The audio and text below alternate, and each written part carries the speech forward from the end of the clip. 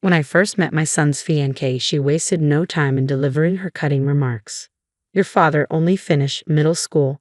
Can you even find a job with such minimal qualifications? She jeered, her laughter echoing through the room. Her father joined in, adding insult to injury with his own jibes. As if that wasn't enough, they made it clear I was not included in their meal plans, serving food only for themselves. The fiancée's mother, with a smirk plastered on her face, remarked, I only cook for my family. I've never encountered such a ridiculous parent during a family introduction. I decided I wouldn't tolerate their disrespect any longer. Feel free to say what you like, I retorted before swiftly exiting the restaurant. My name is Stephen Walker, 60 years old and father to Michael, a 25-year-old whose relationship with me is strained, to say the least. He hasn't set foot in my house in ages.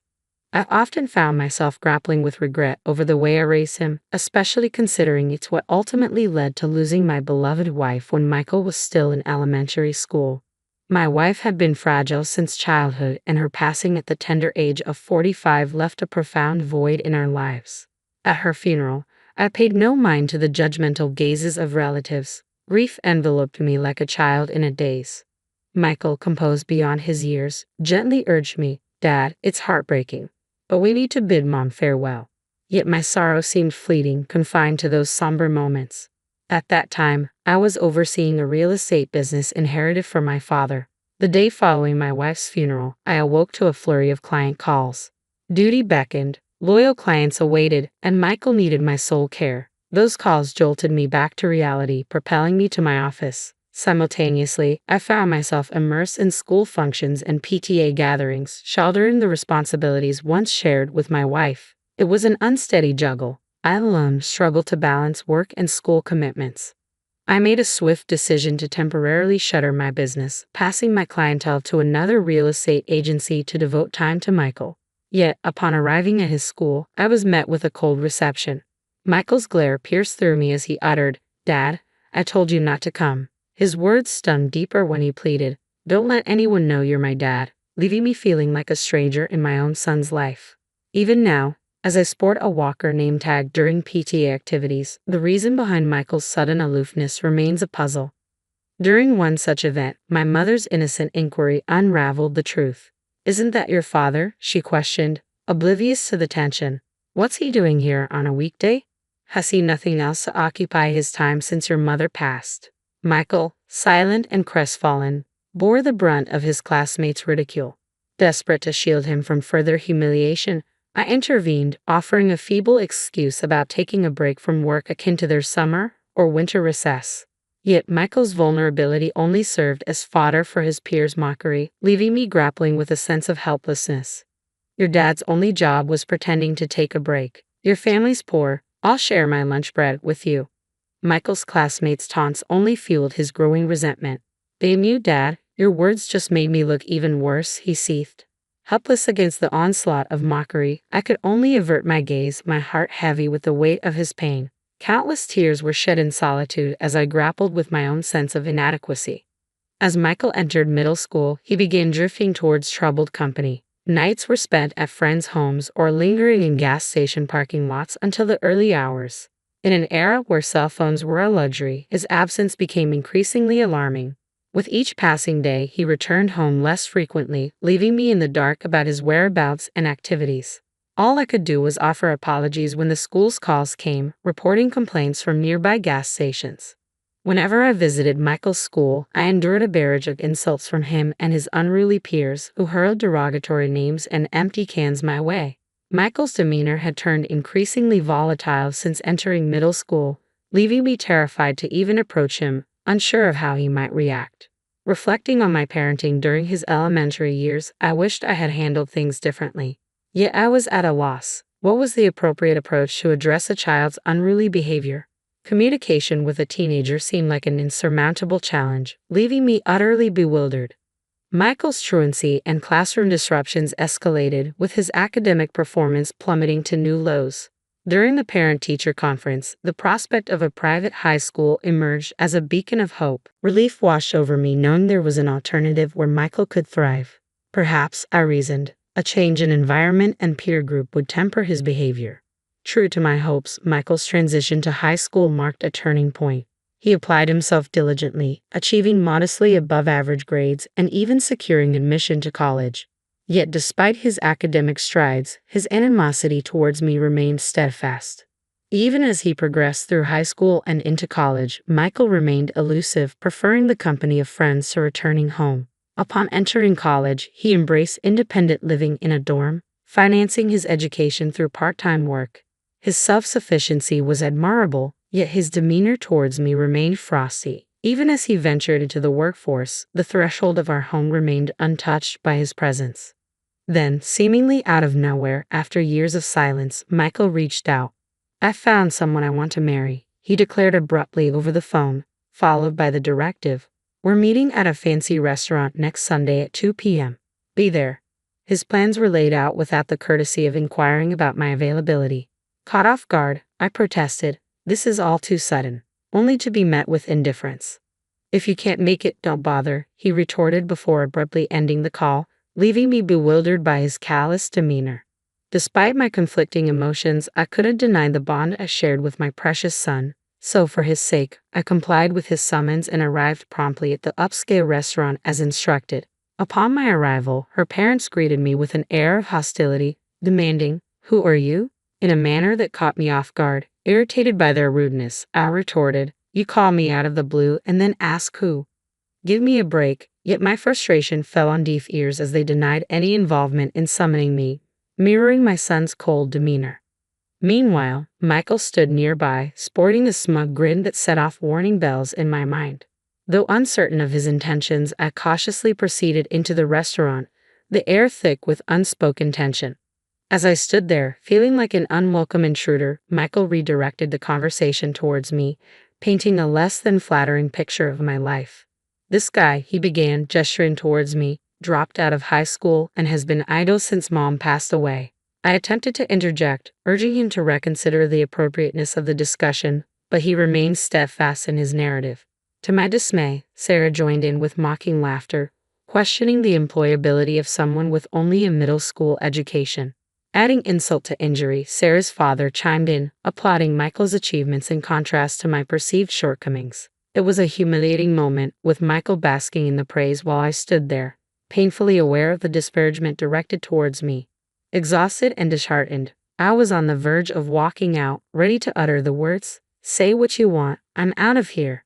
But before I could speak, a waiter approached from behind me with the food, apologizing for the delay. It was a stark reminder that the meal had yet to arrive, a fact that had slipped my mind in the heat of the moment. Attempting to regain my composure, I resigned myself to eating what was in front of me and departing. However, my efforts were thwarted when the waiter brought out dishes only for Michael, Sarah, and her parents, apologizing for a reservation oversight. Sarah's mother, with a saccharine smile, dismissed my presence, declaring, "He's not part of our family, so please disregard him." The waiter, visibly uncomfortable, retreated just as my frustration reached its peak. Before I could react, Sarah's father intervened, his tone laced with disdain. "We have no interest in associating with a deadbeat high school dropout," he asserted, casting me out with a sharp dismissal. It was a bitter blow, hearing such words of rejection from those gathered around the table. That was the last straw. "Is education and job history all that matter to you?" I exclaimed, rising from my seat. "Seems like you folks are a bit out of touch with reality." With those words, I made my intent to leave abundantly clear. In response, Sarah's father delivered a cutting retort, emphasizing the importance of education and job history, particularly in his line of work at Bank of America. His condescending remarks stung, but I managed a parting comment as I exited the scene. "Impressive working at Bank of America," I murmured under my breath, though it hurt amidst the tension in the air. The following day, I made my way to Bank of America, where Sarah's father held his position. Despite being labeled a deadbeat by my son, his peers, and even my son's prospective in-laws, I must clarify that the title doesn't quite fit. Following my wife's passing, I opted for a temporary closure of the real estate business I managed. However, it's essential to note that this closure was not permanent. In the wake of my wife's demise, I pivoted my business towards online management, prioritizing my son's school commitments and PTA engagements. While operating a physical storefront, my clientele primarily consisted of local residents. However, transitioning to online management opened doors to a broader spectrum of clients, including those residing in rural areas miles away from the nearest train station, and even American expatriates. The internet served as a gateway to a wider market, allowing me to expand my property portfolio and cater to an extensive clientele. Running a real estate business online not only made my operations more efficient but also transformed distant aspirations into tangible realities. In addition to my real estate ventures, I also dabbled in stocks and investments as a personal hobby. Currently, I have $50 million deposited in Bank of America, where Sarah's father holds his position. Upon my arrival at the bank, I wasted no time in requesting a meeting with the branch manager to address the events of the previous day. I was informed by one of your employees that this bank operates on trusts founded upon educational background and work history. I explained, my disappointment evident. As a result of that statement, I've lost all faith in this institution. Could you please assist me with closing my account? The branch manager, visibly distraught, offered profuse apologies and guided me through the account closure process. On a separate note, there's an issue I nearly overlooked: an individual who has neglected to pay rent for the apartment I own for the past 2 years. I have been turning a blind eye to the issue, assuming leniency because he's my son, but enough was enough. I mailed him a notice demanding 2 years' worth of rent. 3 days later, I found myself face to face with Sarah's father and my son, both furious. "Why did you go behind my back and report me to the branch manager, Dad?" Michael accused, his tone seething with betrayal. Sarah's father chimed in, equally incensed, "And what's with that notice? If you're the manager, you should be covering for me." Exasperated, I replied, "I lost trust in the bank after discovering their practice of judging clients based on education and work history. Are you both panicking because of one person's comment? Do you have something to hide?" I turned to Michael, adding sternly, "Just because we're family doesn't mean you can shirk your responsibilities. Pay your own rent." Sarah's father interjected, "Your actions have caused a stir. I've received numerous complaints from other clients, and my boss reprimanded me because of your antics. It's outrageous." I haven't caused any trouble. I simply shared the situation in passing with my relatives and clients, I clarified with a gentle smile. My son retorted sharply, "Clients? What clients, Dad? You're just a deadbeat, aren't you?" I met his accusation with a calm rebuttal. "Do you think a deadbeat could afford to construct a substantial house in such a prime location and maintain this lifestyle? I've even undertaken recent renovations." My son's expression shifted to one of confusion as he exclaimed, "Ha! What do you mean? Did you go into debt or something? I'm really fed up with you." I took a hiatus from my real estate job for a period and transitioned to managing an online business, which I'm still involved in. How many times do I need to reiterate? I'm not a slacker, I stated firmly, watching as my son's complexion drained of color. "What? I had no idea. I thought you were only working part-time," he stammered in disbelief. Sarah's father erupted in anger. "You're quite the piece of work, hiding your occupation even from your own son." Annoyed by the accusation, I retorted, "Say whatever you want," as I shut the front door behind me, cutting off further discussion. Outside, their voices echoed in heated accusations, punctuated by threats of legal action and bitter resentment. "You've tarnished my reputation. I'll take you to court. I can't believe I've been deceived by my own father all this time. I won't stand for it." Their argument escalated into a cacophony of shouts, but after about 10 minutes of fervent protest, their voices gradually dwindled into silence.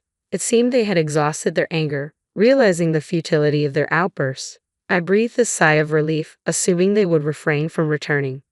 However, just as the tranquility settled in, my son's enraged voice shattered the calm. "You deceitful liar! What are you still doing here?"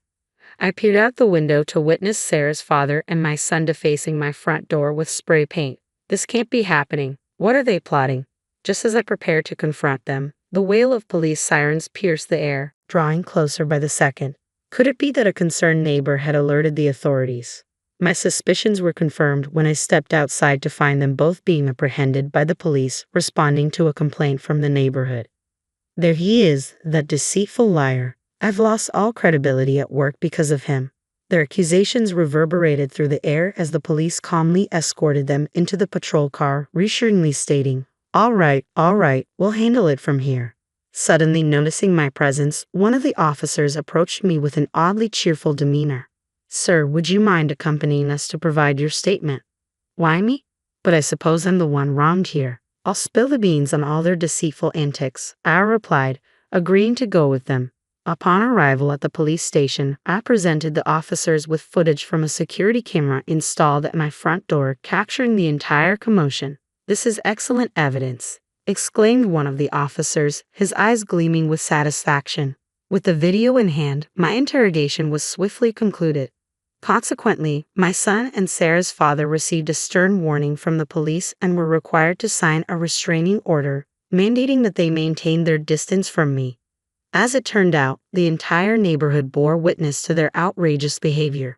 Word spread like wildfire, reaching even my son's workplace. A coworker who resided nearby couldn't contain the gossip, regaling the office with tales of Michael's arrest for vandalizing his own father's property. I was so taken aback that I captured the entire ordeal on video. The news of Michael's antics quickly spread throughout his workplace and among clients, resulting in his demotion by his employer. Determined to address the matter, I returned to Bank of America, where Sarah's father was employed. Upon presenting the manager with the security camera footage from my phone, his complexion drained of color. Subsequently, I learned that Sarah's father had been terminated from his position, and naturally, Sarah called off her engagement with Michael. Both Michael and Sarah's family relocated to a rural area, seeking refuge from the fallout of their actions. Rumor had it that Sarah's parents even took up part-time employment at a remote gas station operated by my brother. They were no good at it, couldn't grasp the basics of stocking shelves no matter how many times I showed them. Had to give them the boot right away. And word has it, nearby gas stations and farms did the same. According to my brother, it seems Sarah's parents can't hold down a steady job. They're bouncing around from one gig to another at gas stations and farms as a duo. Additionally, Sarah was known for showering her boyfriends, including my son, with lavish gifts like watches, and she ended up in debt because of it. The meager earnings her parents make from their part-time gigs reportedly go straight into clearing their daughter's debts, leaving it a mystery how they managed to make ends meet. It's been 5 years since then, and my son is now 30. It seems that he's made positive changes after experiencing kindness from the people in the small town he moved to. He approached me on a couple of occasions, offering sincere apologies. I realized I had been naive and immature, hastily labeling him as good for nothing without making an effort to understand his job. The weight of regret for my actions is something I can't apologize enough for. Observing the shift in my son's demeanor, I made the decision to allow him to move in with me. Now, he's employed at a company near my residence, and gradually, he's begun assisting me with my work as well. However, it's important to note that he's still inexperienced, and I'm cautious about placing complete trust in him. While I remain hesitant to delegate all my tasks to him, I intend to closely monitor his behavior and attitude towards work before making any further decisions. If he demonstrates a genuine transformation in his life, I might entertain the idea of entrusting him with my business. However, expressing this possibility directly to him could lead to impulsivity. He might eagerly respond with, "Seriously, I'll resign tomorrow," and act without careful consideration. For now, I'm living with my son, holding on to the hope that someday I'll feel secure enough to place my complete trust in him. I created a game-changing AI tool that turned our bankrupt firm into a $200 million empire. But on my wedding day, my dad gave the company to my college dropout stepsister. When I questioned him, he tossed me $20, laughing. "This is your value." I smiled and left in silence, but the next morning, when they reached the office, I never imagined that my wedding day, the moment that was supposed to be the happiest day of my life, would turn into the day I lost everything I had worked for. But that's how life works sometimes. The people you trust the most are the ones who betray you in the most brutal ways. My name is Elena Carter, and this is the story of how I built an empire, had it stolen from me, and how I took it all back, without mercy. I was never the golden child. That title belonged to my stepsister, Madison. She was the one my father, James Carter, adored. It never mattered what she did, whether she failed, succeeded, or did absolutely nothing. She was always his favorite. Me? I was the one who worked hard, the one who stayed behind in Austin, Texas, pouring every bit of myself into Carter Tech, our family's failing business.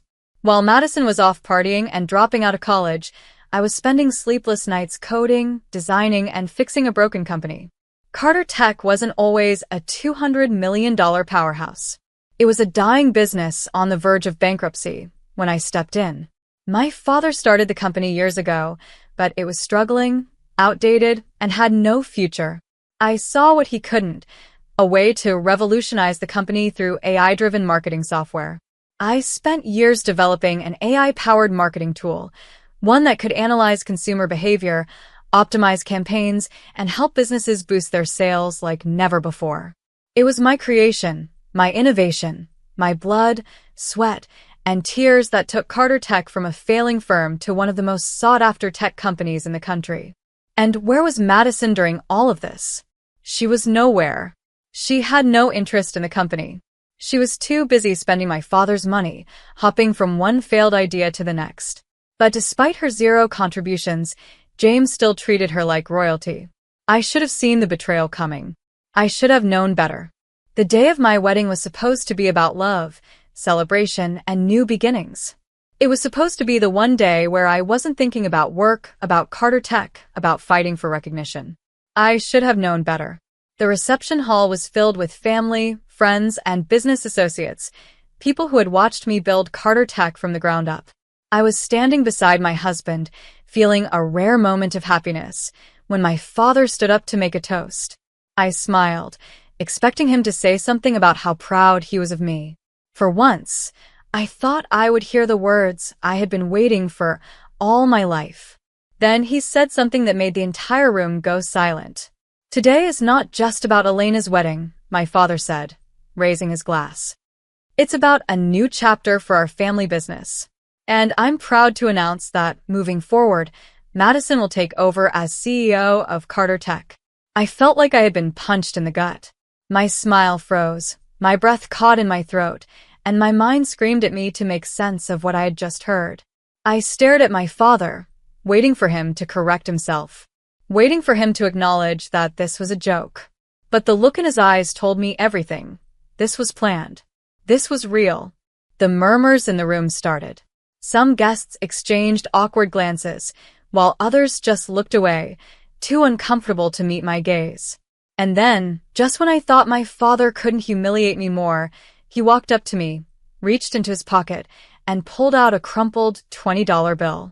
He placed it in my hand, smirked, and leaned in close. "This is all you're worth." The room was dead silent. I could feel the weight of every single stare on me. I could hear Madison laughing softly beside him, basking in her new title. I knew they were waiting for me to react. They were expecting tears, anger, a scene. But I didn't give them that. I took a slow breath. My fingers tightened around the $20 bill. My heart pounded in my chest, but I didn't let my face show even a fraction of the storm raging inside me. Instead, I smiled. A cold, calculated smile. I folded the bill carefully, tucked it into my dress, and looked my father in the eye. "Thank you, Dad," I said smoothly, my voice calm. "This means everything to me." And then I turned around and walked away. Not a single tear. Not a single word of protest. Because I wasn't done yet. That night, while my father and Madison celebrated their victory, I sat alone in my office, surrounded by the empire I had built. The patents, the contracts, the files with my name stamped across them. They thought they had taken everything from me. What they didn't realize was that I had been preparing for this moment my entire life. They had no idea what was coming. And by the time they found out, it would be too late. I didn't sleep that night.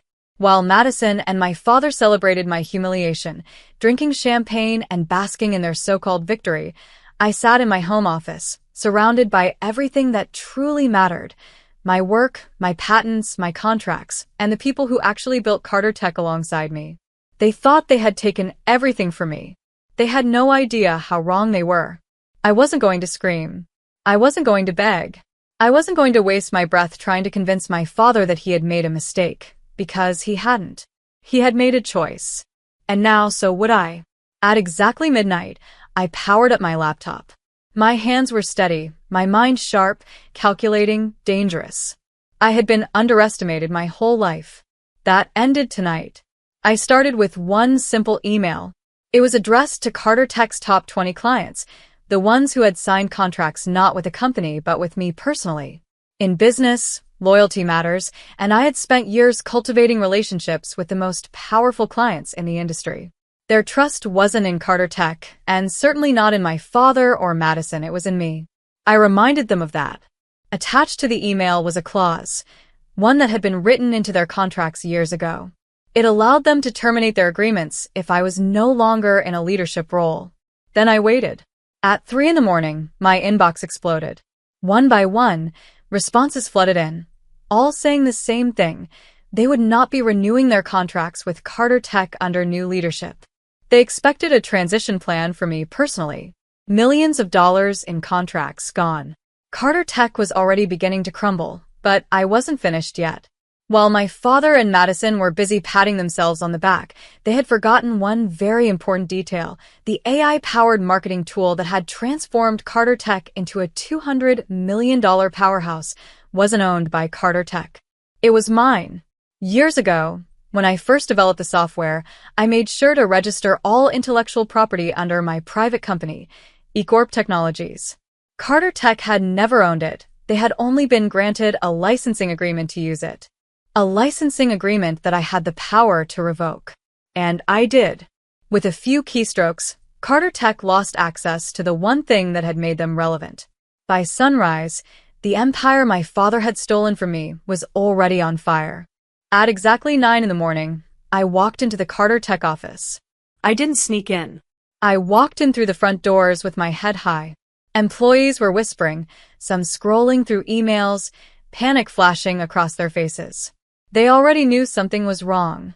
The entire office felt different, unstable, like a building moments before collapse. Then Madison stormed into the lobby, her perfectly styled hair a mess, her face pale with shock. She shoved her phone toward my face, demanding answers. I glanced at the screen. It was an email from our largest client. Contract terminated, effective immediately. I tilted my head slightly. Oh, that. I said, voice calm. That's just the beginning. Behind her, my father walked in, looking just as shaken. He was dressed in his usual expensive suit, but there was uncertainty in his step, a crack in his confidence. Elena, he started, his voice lower, more cautious than usual. Let's be reasonable here. I almost laughed.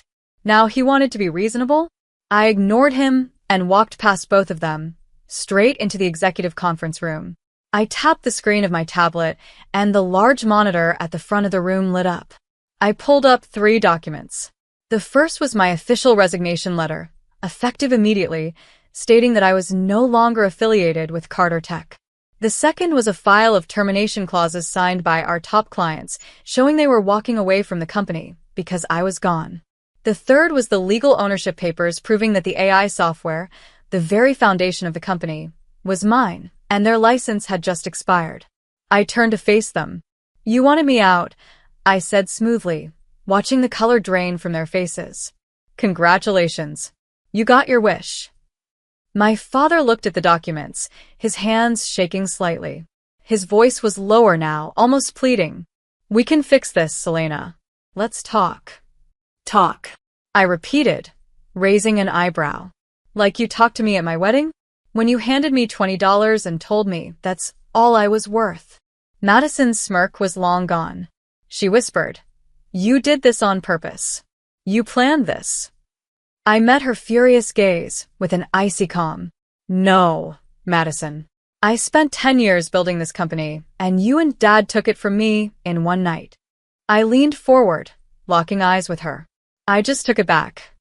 Before either of them could respond, the CFO knocked on the door. His face was pale as a ghost as he turned to my father. James, we have a serious problem. Our investors are pulling out. Employees are resigning. And without Elena's software, we have nothing. A heavy, suffocating silence filled the room. My father, the man who once smirked and told me I was worthless, was now watching everything he owned burn to the ground. Madison, the so-called CEO, was frozen in place, realizing that without me, she was nothing but a title with no power. I grabbed my purse, straightened my jacket, and walked toward the door. Right before I stepped out, I turned back to look at them one last time. I reached into my pocket, pulled out the crumpled $20 bill my father had given me at my wedding, and held it up. "By the way," I said, voice dripping with amusement, "I won't be needing this." Then I dropped it on the table, turned around, and walked out. I never looked back. When I walked out of Carter Tech that morning, I knew I was never coming back. I had burned it all down: my father's arrogance, Madison's delusions, the entire empire they thought they had stolen from me. They had no idea how much damage had already been done, but they were about to find out. The real storm was just beginning. By noon, the news had spread like wildfire. The business world was buzzing with shock as reports flooded in. Carter Tech loses its top clients overnight. Company in crisis. CEO shakeup leads to mass employee resignations. Exclusive. Carter Tech's AI software ownership dispute. What happens now? The media ate it up. Investors panicked. Employees scrambled to figure out their next moves. Stock values plummeted. And my father? He was drowning. At 1 p.m., my phone buzzed. James Carter. I let it ring. Then came Madison. I let that one ring too. I had nothing left to say to them, but I wasn't done watching them fall. By 3 p.m., I was sitting in my new office, a sleek, glass-walled space in the heart of downtown Austin. It was smaller than Carter Tech's, but it was mine.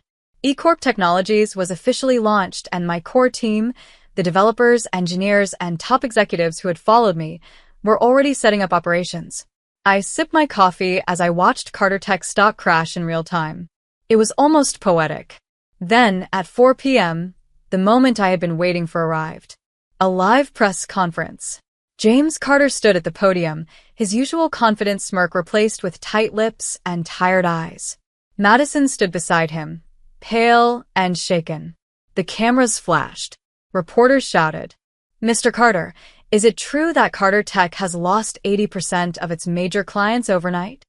What is your response to reports that your former executive, Elena Carter, now owns all of the AI software rights? Is Carter Tech going bankrupt?" James cleared his throat, forcing a weak smile. "There have been some recent challenges, but Carter Tech remains strong. We are working on solutions." "Are you in talks with Elena Carter to restore the company?" someone asked, and James visibly flinched at my name. That was all I needed to see. They had lost. Later that evening, I received a text. From Madison. "Elena, meet me. Please. Just one conversation." I stared at the message. I almost laughed. For years, Madison had treated me like I was nothing. She had stood next to my father as he ripped my success away from me. She had laughed at my humiliation on my wedding day. And now? Now she was begging. I decided to meet her, not because I cared about what she had to say, but because I wanted to see it for myself. We met at a quiet restaurant, someplace she had picked, probably hoping no one would see her. When she walked in, she didn't look like the confident, arrogant woman who had taken the CEO title from me. She looked defeated. Her usual expensive designer dress was replaced with something simple. Her makeup was lighter. Her voice was softer. I let her sit first. I took my time before speaking. "So," I said finally, leaning back in my chair, "what do you want?" She hesitated, stirring her drink like she was searching for words. "I didn't know," she finally said. "I had no idea about the contracts, about the software, about any of it." I raised an eyebrow, and she looked up at me, her blue eyes filled with something I had never seen before: fear. "Carter Tech is falling apart, Elena." Her voice cracked. He's losing everything. Investors are pulling out. We don't have the AI software, and we don't know how to replace it. We're drowning." I tilted my head, feigning curiosity. And she swallowed hard. "We need you to come back." Silence. Then, I let out a soft, quiet laugh. Madison's face twisted in desperation. "I know we messed up. I know what Dad did was awful, but please, Elena, you can fix this. You can save us." I tapped my fingers on the table. Let me ask you something, Madison, I said. On my wedding day, when Dad handed you everything I built and gave me $20, did you feel bad? She flinched. Did you think, just for a second, that maybe this was wrong? She dropped her gaze.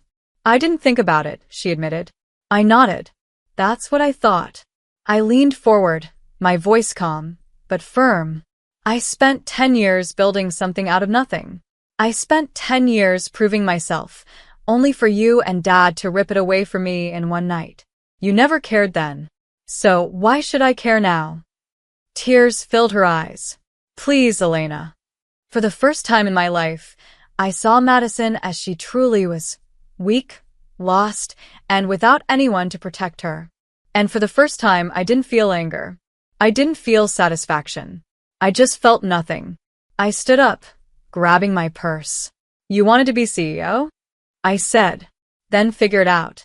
Then, without another word, I walked out. Over the next 2 weeks, Carter Tech completely unraveled.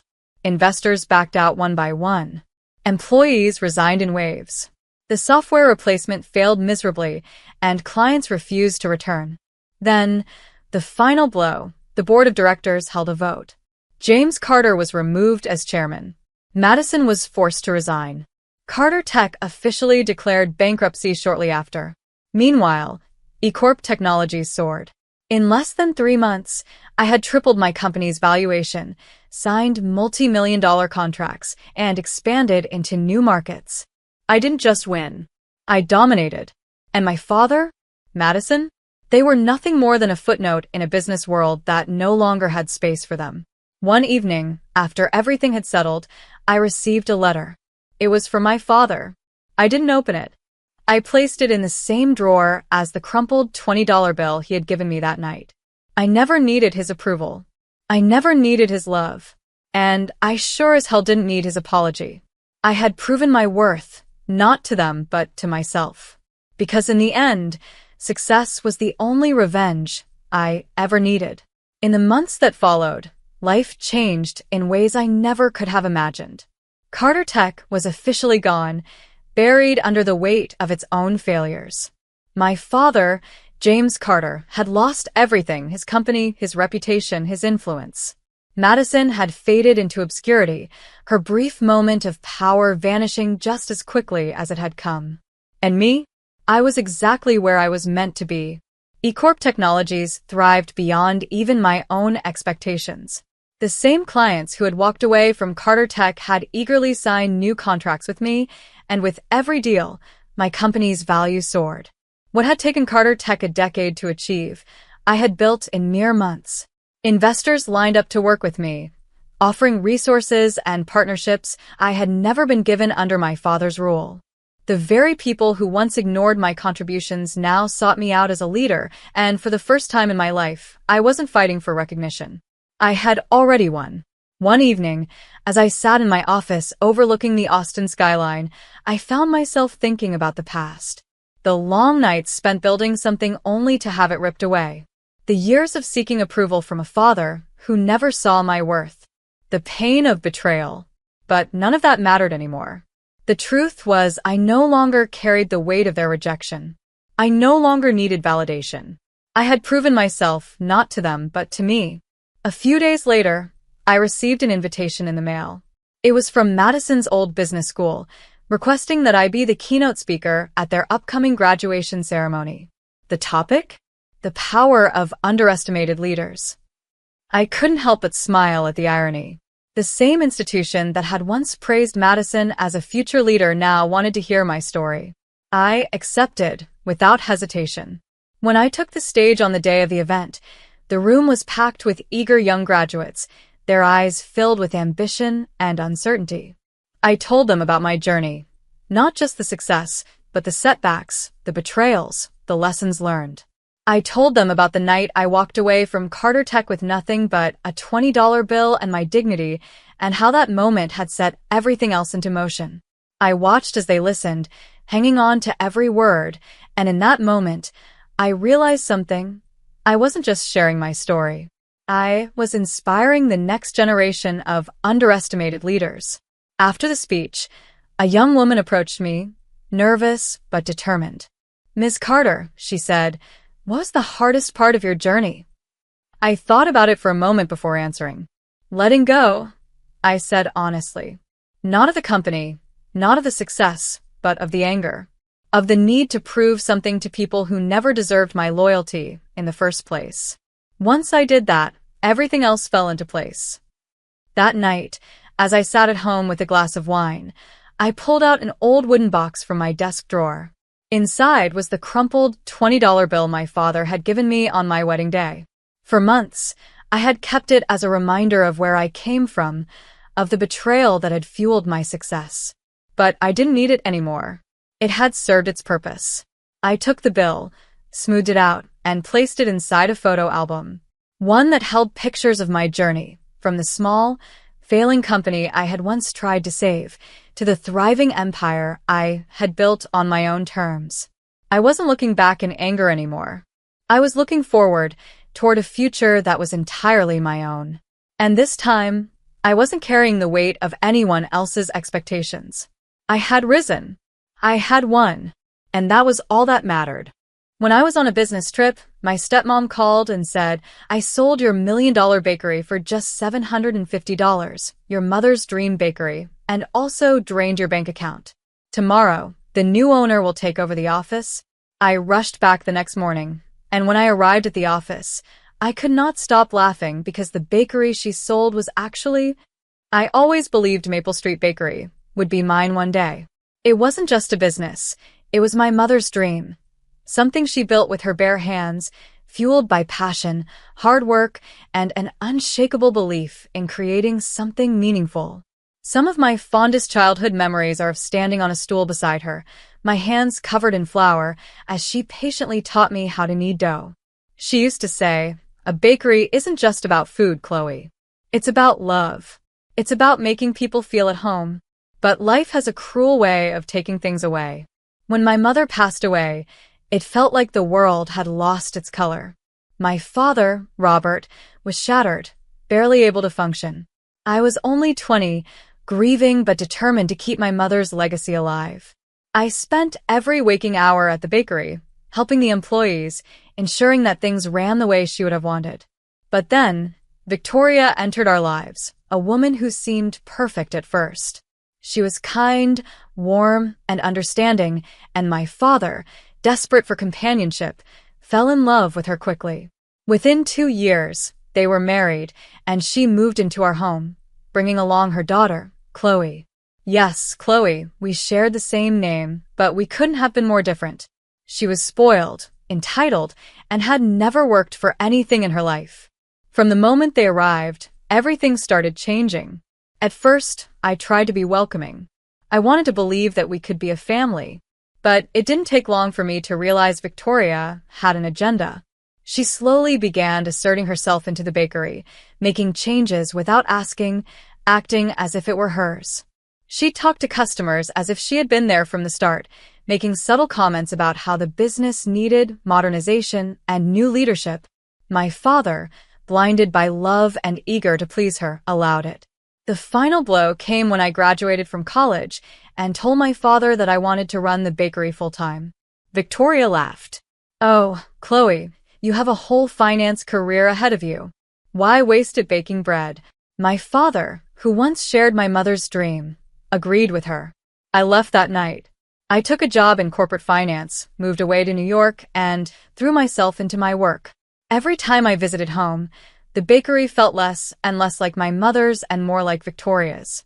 I tried not to care, told myself that maybe it was for the best, that I needed to let go. But deep down, I knew I was just trying to avoid the pain. Then, last week, everything changed. I was on a business trip in Chicago when my phone rang. Victoria. I hadn't spoken to her in months. "Chloe, I just wanted to let you know. I sold the bakery." I nearly dropped my phone. "What?" My voice was barely above a whisper. "Oh, don't be so dramatic," she said, her tone smug. "It was struggling anyway. Your mother's little passion project was bleeding money. It was time to move on." I felt my entire body tense with rage. "You had no right." She chuckled. "Oh, but I did. The paperwork went through last month. Tomorrow, the new owner takes over. It's done. And just like that, she hung up. I sat frozen in my hotel room, my mind racing. How could she sell my mother's bakery? How had my father let this happen? My heart pounded as I grabbed my laptop and started searching for business records. And that's when I found it. The bakery had been sold to a real estate investor named Mark Reynolds for $750,000. But something felt off. Victoria had always been manipulative, but this didn't make sense. My father never mentioned the sale. There was no message, no warning, nothing. I scrolled through the documents again and felt my stomach drop. The sale had my signature on it, but I never signed anything. I booked the first flight home. By the time I landed in Seattle the next morning, I was running on nothing but pure adrenaline. I barely stopped to breathe as I drove straight to the bakery. My mind was filled with questions, but one thing was clear. Victoria had gone too far this time. I stormed through the doors, expecting to see a stranger sitting in my mother's old office, taking over what was meant to be mine. But what I found made me stop dead in my tracks. The bakery was still operating. Employees were still working, customers still walking in, the scent of fresh bread still filling the air. Something wasn't right. I walked straight to the back office, ready to demand answers. And when I opened the door, I saw something that made me laugh, not from joy, but from pure disbelief. The bakery was still mine. Victoria had sold something that wasn't even hers to sell. And now she was going to pay for it. For a moment, I just stood there, staring at the documents on the desk. The contract, the signatures. My name was scrawled at the bottom in perfect cursive. Except I never signed it. My heart pounded. My hands shook. But then, something strange happened. I laughed. Not out of humor, but out of sheer disbelief. Victoria really thought she could get away with this? That she could just forge my name, sell my mother's bakery, and I'd never notice? I took a deep breath and tried to focus. I needed answers. Now. I stormed out of the office and made my way home, my hands gripping the steering wheel so tightly they ached. My father's house, the house I grew up in, looked the same, but everything inside felt different now. I found him in the kitchen, reading the newspaper like it was just another morning. "Dad," I said, my voice sharp. "Did you know Victoria sold the bakery?" He looked up confused. "Of course." She said it was struggling. It was time to move on. My stomach twisted. He had no idea. "Did you know she forged my signature to do it?" His face paled. What? I dropped the contract onto the table in front of him. "Look at this. My name is on it. But I never signed it." He picked up the papers, his hands trembling. I watched his face as he scanned the document, the realization sinking in. "She told me you agreed," he murmured. "She said you didn't want anything to do with it." I clenched my fists. That was a lie.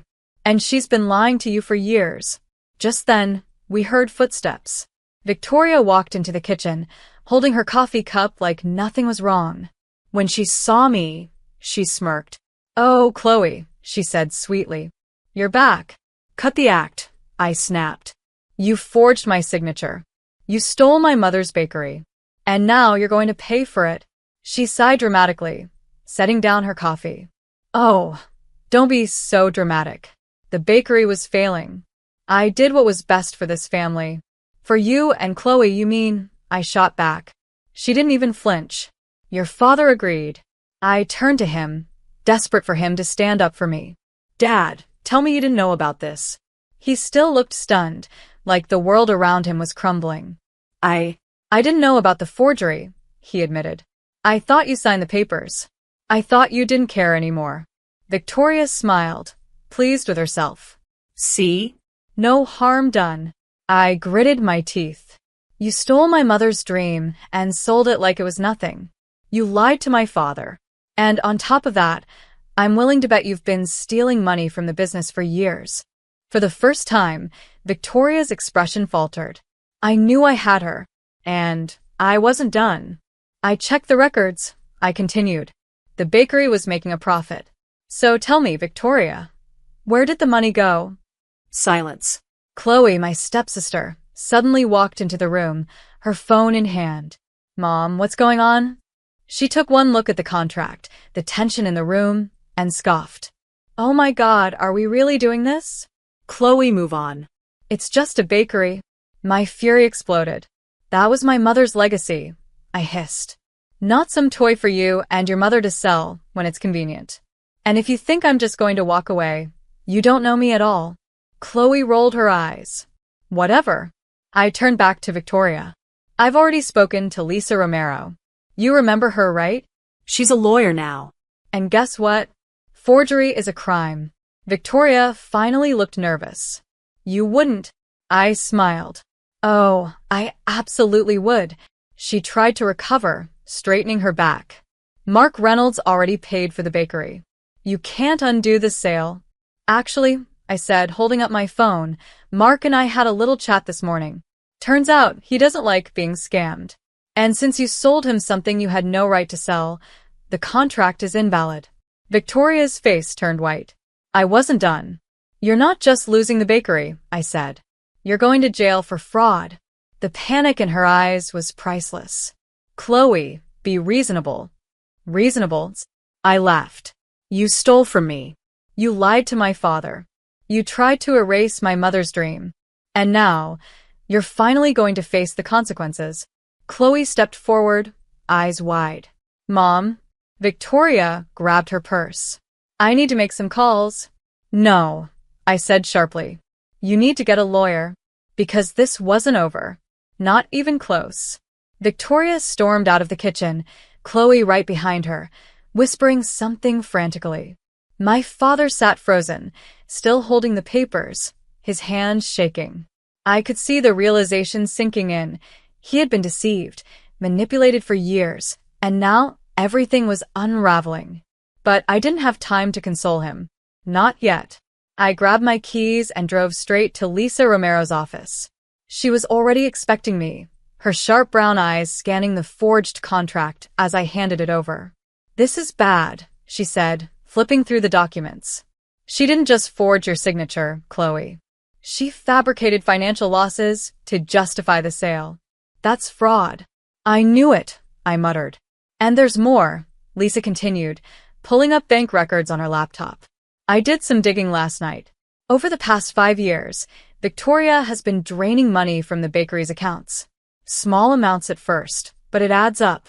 Close to $200,000 redirected to a personal account under her name. I felt my blood boil. So she's been stealing from my mother's bakery this whole time? Lisa nodded. And she used that money to make it look like the business was failing. She set this up long before she sold it. The pieces clicked together in my head. Victoria had been planning this for years. She had manipulated my father, pushed me out, and slowly bled the business dry, waiting for the right moment to sell. But what she hadn't counted on was me coming back. I exhaled sharply. What do we do now? Lisa leaned back, tapping her fingers against the desk. We go after her. Legally. If Mark Reynolds is willing to support the case, we have everything we need: fraud, embezzlement, forgery. She won't just lose the sale, Chloe. She could face prison time.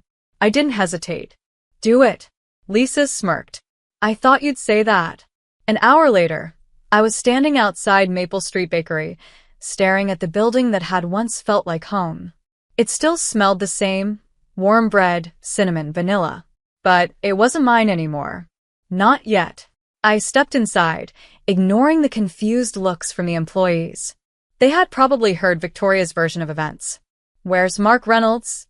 I asked one of the staff members. The young woman hesitated before pointing toward the office. He's in there, but Victoria was just here talking to him.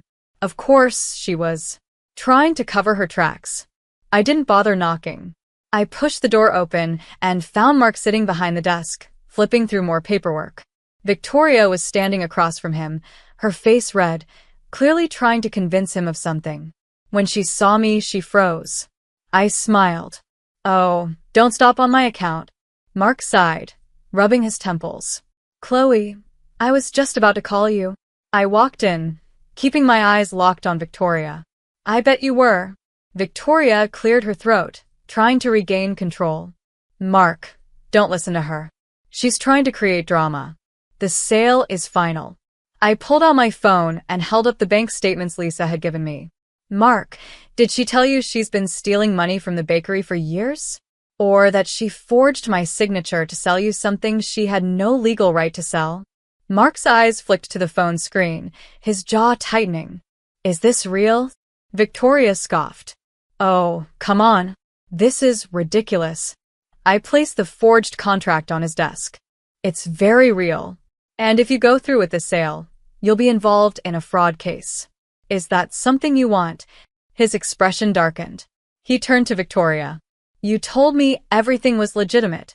Victoria blanched. It is. She's just. I already spoke to my lawyer. I cut in. And she's filing charges as we speak. You're done, Victoria. For the first time, fear flashed across her face. She turned to Mark, desperate now. This is a misunderstanding. We can fix this. Mark stood up. You lied to me. This deal is off. Victoria took a step back, shaking her head. No, you can't just… I can, he snapped. And I will. Because I don't do business with frauds. I watched as reality hit her. Her entire plan had collapsed. She had nothing left. Leave, Mark said firmly. Now? Victoria glared at me, hatred burning in her eyes. But she knew she had no choice. She turned and stormed out, slamming the door behind her. I took a deep breath, steadying myself. Mark ran a hand through his hair. I should have done better research before making the deal. I shook my head. You weren't the one scamming people. That's on her. He nodded. I'll have my lawyer send over the paperwork to reverse the sale. The bakery is yours again, Chloe. The words hit me like a wave. Mine. I had done it, but I wasn't finished yet. Victoria might have lost the bakery, but I wasn't about to let her walk away unpunished. She had stolen from me, lied to my father, and almost destroyed everything my mother built. Now it was her turn to pay. I left Mark's office feeling lighter, but I wasn't done yet. Victoria had taken so much from me, from my father, from the business my mother built with love. Just because I had the bakery back didn't mean she could walk away unscathed. She needed to face the consequences. When I got home, I found my father sitting at the kitchen table, his head in his hands. The papers I had left with him were still there, scattered across the table like shattered pieces of a truth. He looked up at me, his eyes tired and full of something I hadn't seen before, shame. I should have seen it, he murmured. I should have known. I pulled out a chair and sat down across from him. You trusted her, Dad. That's not your fault.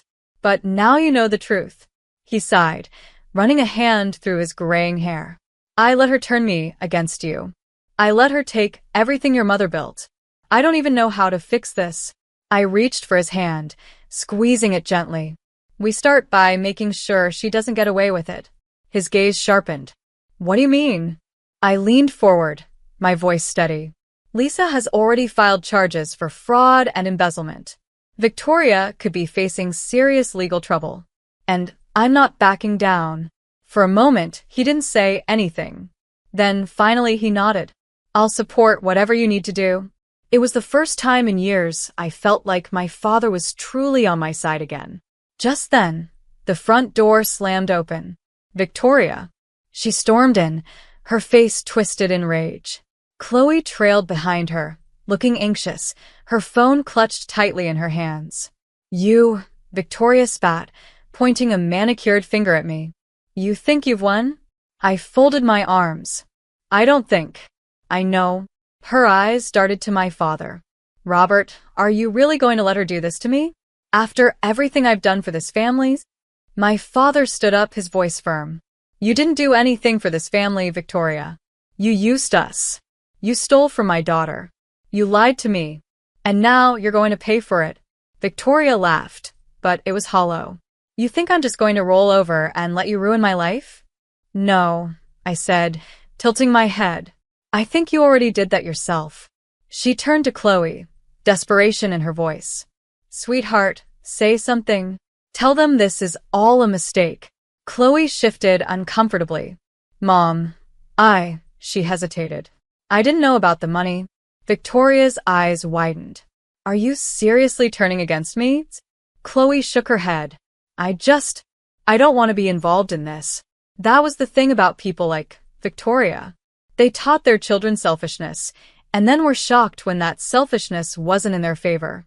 I pulled out my phone and hit play on a recording. Victoria's voice filled the room. It was struggling anyway, Chloe. Your mother's little passion project was bleeding money. It was time to move on. Victoria froze. I recorded our phone call, I said calmly. And I sent it to the lawyer. Along with the bank records. Along with the proof of forgery. Along with the fraudulent financial reports you submitted before the sale. Victoria's face turned white. This is checkmate, I continued. Lisa just confirmed. The police have the evidence now. You might want to start packing your things, because I doubt you'll be staying here much longer. You can't do this, she hissed, voice shaking. I built this family. No, my father interrupted. You tore it apart. Chloe took a step back, shaking her head. I need to go.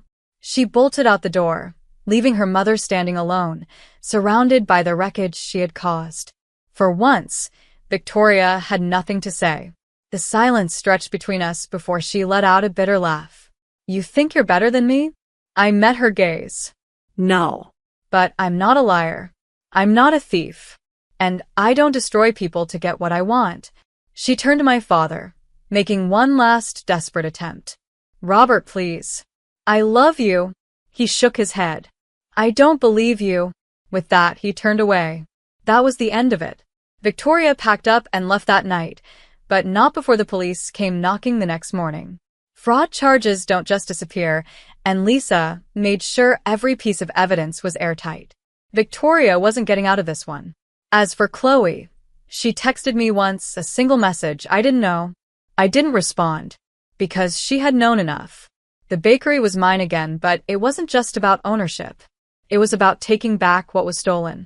It was about restoring something my mother built and refusing to let her dream be erased. My father and I stood in the middle of the shop a few days later, watching as employees bustled around, kneading dough, frosting cakes, breathing life back into the place. She would be proud of you, my father said softly. I blinked back the sting in my eyes. I hope so. He put an arm around my shoulders. I know so. For the first time in years, I felt like things were right again. Victoria had tried to erase me. She had tried to take everything from me. But in the end, she lost everything. And I won. While I was away on a business trip, I trusted my family to care for my 10-year-old son. Then I got a panicked call. Mom, they left me. They just drove away. The house is locked. When I called them, they laughed and hung up. I cut them off financially and called the police, but what they found when they arrived left me absolutely speechless. I never imagined that my own family would betray me like this. I had always believed that no matter what, blood ties meant something. That was my first mistake. For years, I had been the one holding my family together. My mother, Eleanor, was never an easy woman. She had a way of making me feel like, no matter what I did, it wasn't enough. She never worked a day in her life after my father passed away. She had convinced herself that as her daughter, it was my duty to take care of her. And I did. I paid for her mortgage, her car, even the ridiculous shopping sprees she claimed were necessary for her happiness. Then there was my brother, Eric. He was always the reckless one. From the time we were kids, he was the one getting into trouble, always finding a way to charm his way out of it. As an adult, he was no different. Except now, instead of school fights and pranks, he was knee-deep in gambling debts and shady business deals. I lost count of how many times I bailed him out. Every time he swore, it would be the last. Every time he lied. At first, I didn't mind helping. I was successful. As a criminal defense attorney in Atlanta, I made more than enough to support my husband, my son, and unfortunately, the two parasites that shared my blood. My husband, Jacob, often warned me, Olivia, they'll take as much as you give, he would say. He had a way of seeing things clearly, something I struggled with when it came to my family. But Jacob was always working, always away on assignments for his civil engineering firm, so it was easy to ignore his advice. And then there was Noah, my sweet, 10-year-old boy. The only thing in my life that truly made sense. He was smart, kind, and loved soccer more than anything. He looked up to his cousin, Ryan, my brother's son. For years, Ryan had been like a big brother to him. But as time went on, something changed. Ryan stopped visiting. He ignored Noah's texts. I didn't understand why, until I saw how Eric and my mother talked about me. I was nothing more than a bank to them, a wallet they could tap into whenever they pleased. The final straw came when Eric called me one evening, his voice desperate. Liv, I just need a little more. 50,000, that's it. It's a business investment, guaranteed return. I laughed bitterly. Last time it was 20,000. Before that, 10. I'm done, Eric. Silence. Then, in a tone colder than I had ever heard from him, he said, You'll regret this. At the time, I brushed it off. It wasn't the first time he had tried to guilt-trip me. I had no idea what was coming. A week later, a big trial kept me in court late. It was a high-profile case, one that could define my career. I had no choice but to leave Noah with my mother. She had watched him before. I didn't think twice. That evening, my phone rang. It was Noah. His voice was shaking. Mom, they left. Grandma, Uncle Eric, and Ryan. They just drove away. I froze. What do you mean they left? They packed their bags, got in the car, and left. I can't get inside, Mom. The door is locked. A cold dread settled over me. I grabbed my car keys, my hands shaking. Stay right there, baby. I'm on my way. I called my mother. Straight to voicemail. Eric, the same. By the time I reached the house, Noah was sitting on the porch, his face pale. He ran into my arms the second he saw me. I could feel his little body trembling. It was like they didn't even care, Mom, he whispered.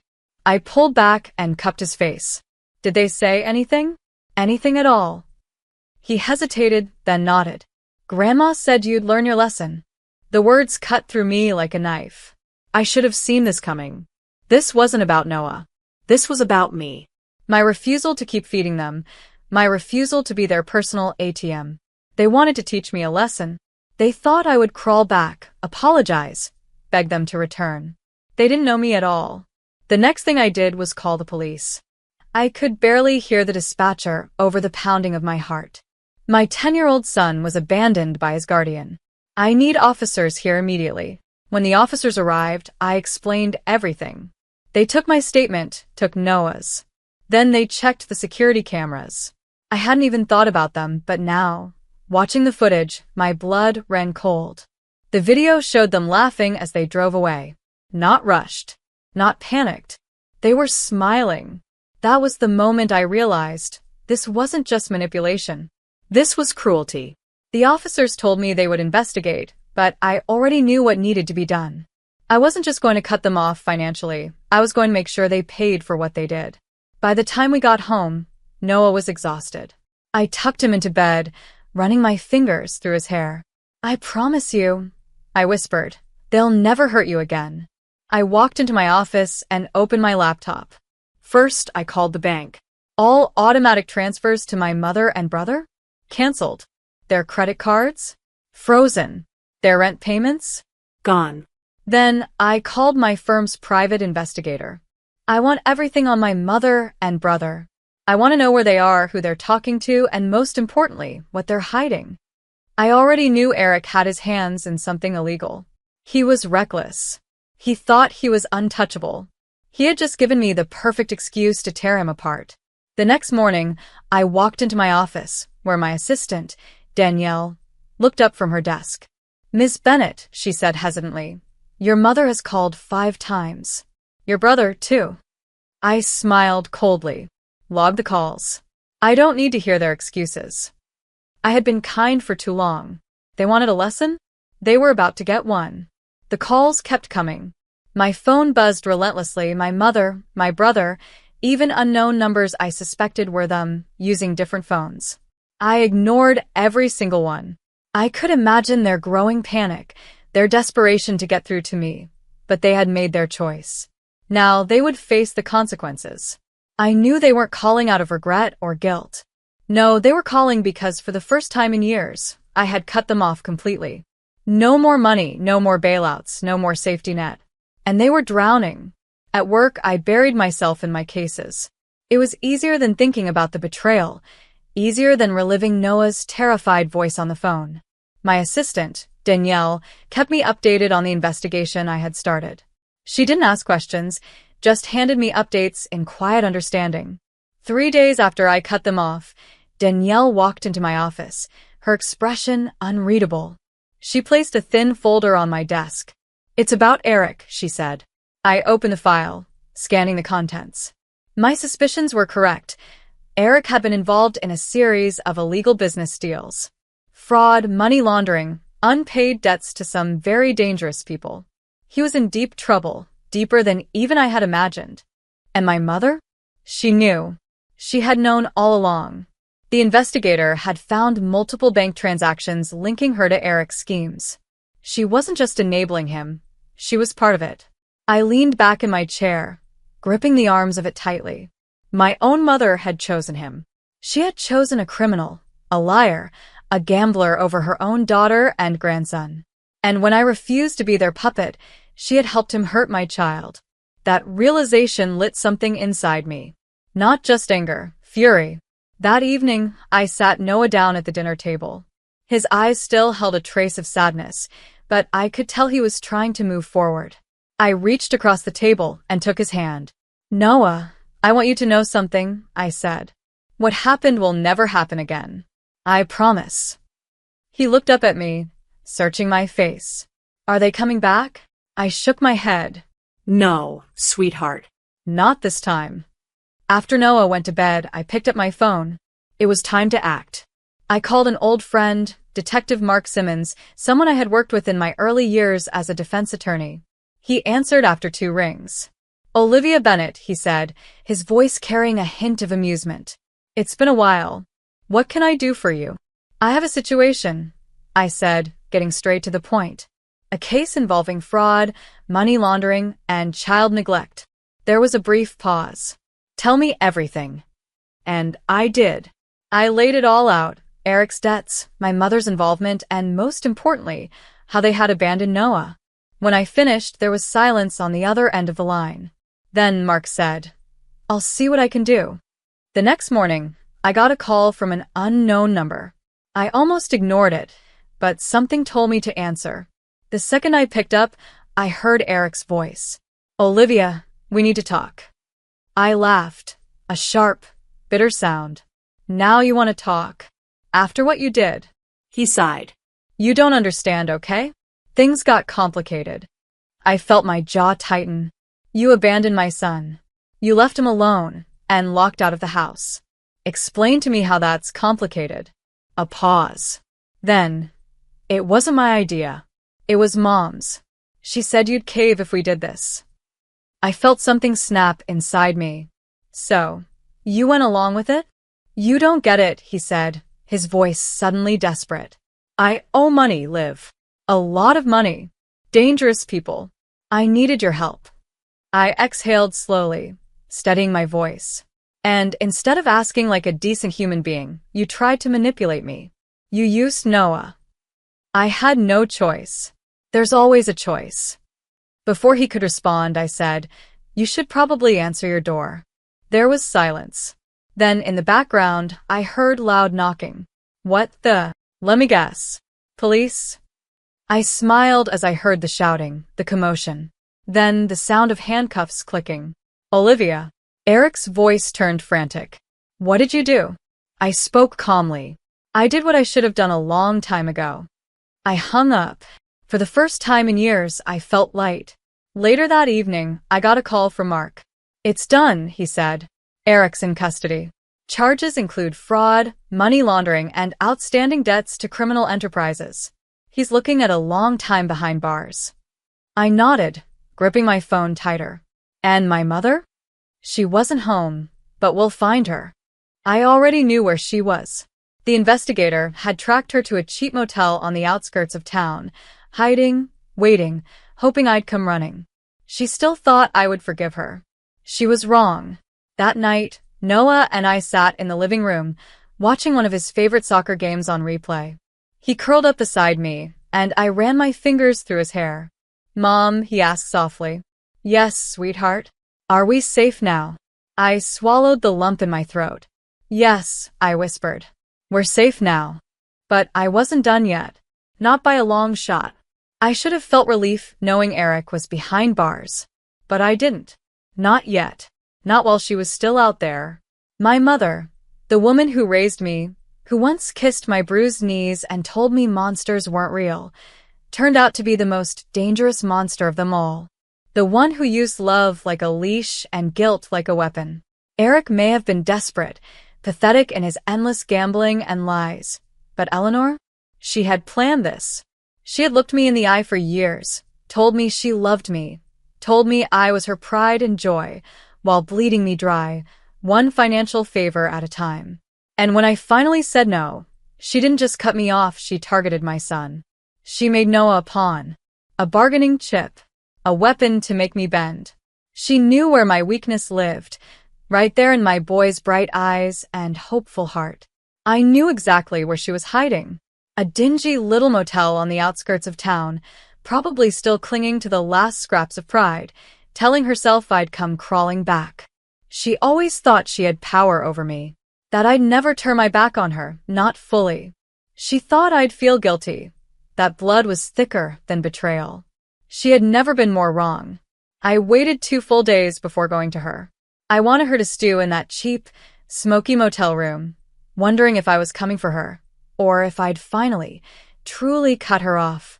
I wanted her to feel helpless for once, to experience that cold uncertainty she'd made me live with for years. When I finally knocked on her door, she opened it within seconds, like she'd been pacing. Her eyes widened, her expression twisting into a mask of sweet concern. "Olivia," she said, voice gentle and rehearsed. "I was just about to call you." I smiled, but it wasn't warm. "Oh, I'm sure you were." The room was stale, the curtains yellowed with age and smoke. Her suitcases were zipped up by the door. I noticed how clean she looked, hair done, lipstick fresh, her nails still painted the same cherry red. She wasn't broke yet, but she was preparing for it. I walked in without asking, my heels echoing softly on the linoleum floor. She closed the door behind me, her eyes studying me like I was a stranger. "Going somewhere?" I asked, turning to face her. She laughed lightly, brushing imaginary lint from her shoulder. "Sweetheart, this has all been a misunderstanding. I never meant for any of this to upset you. You know how your brother can be, always making poor choices. I just got caught in the middle." I crossed my arms, letting my smile sharpen. "And yet, you helped him." She faltered just a bit, but she was good at this.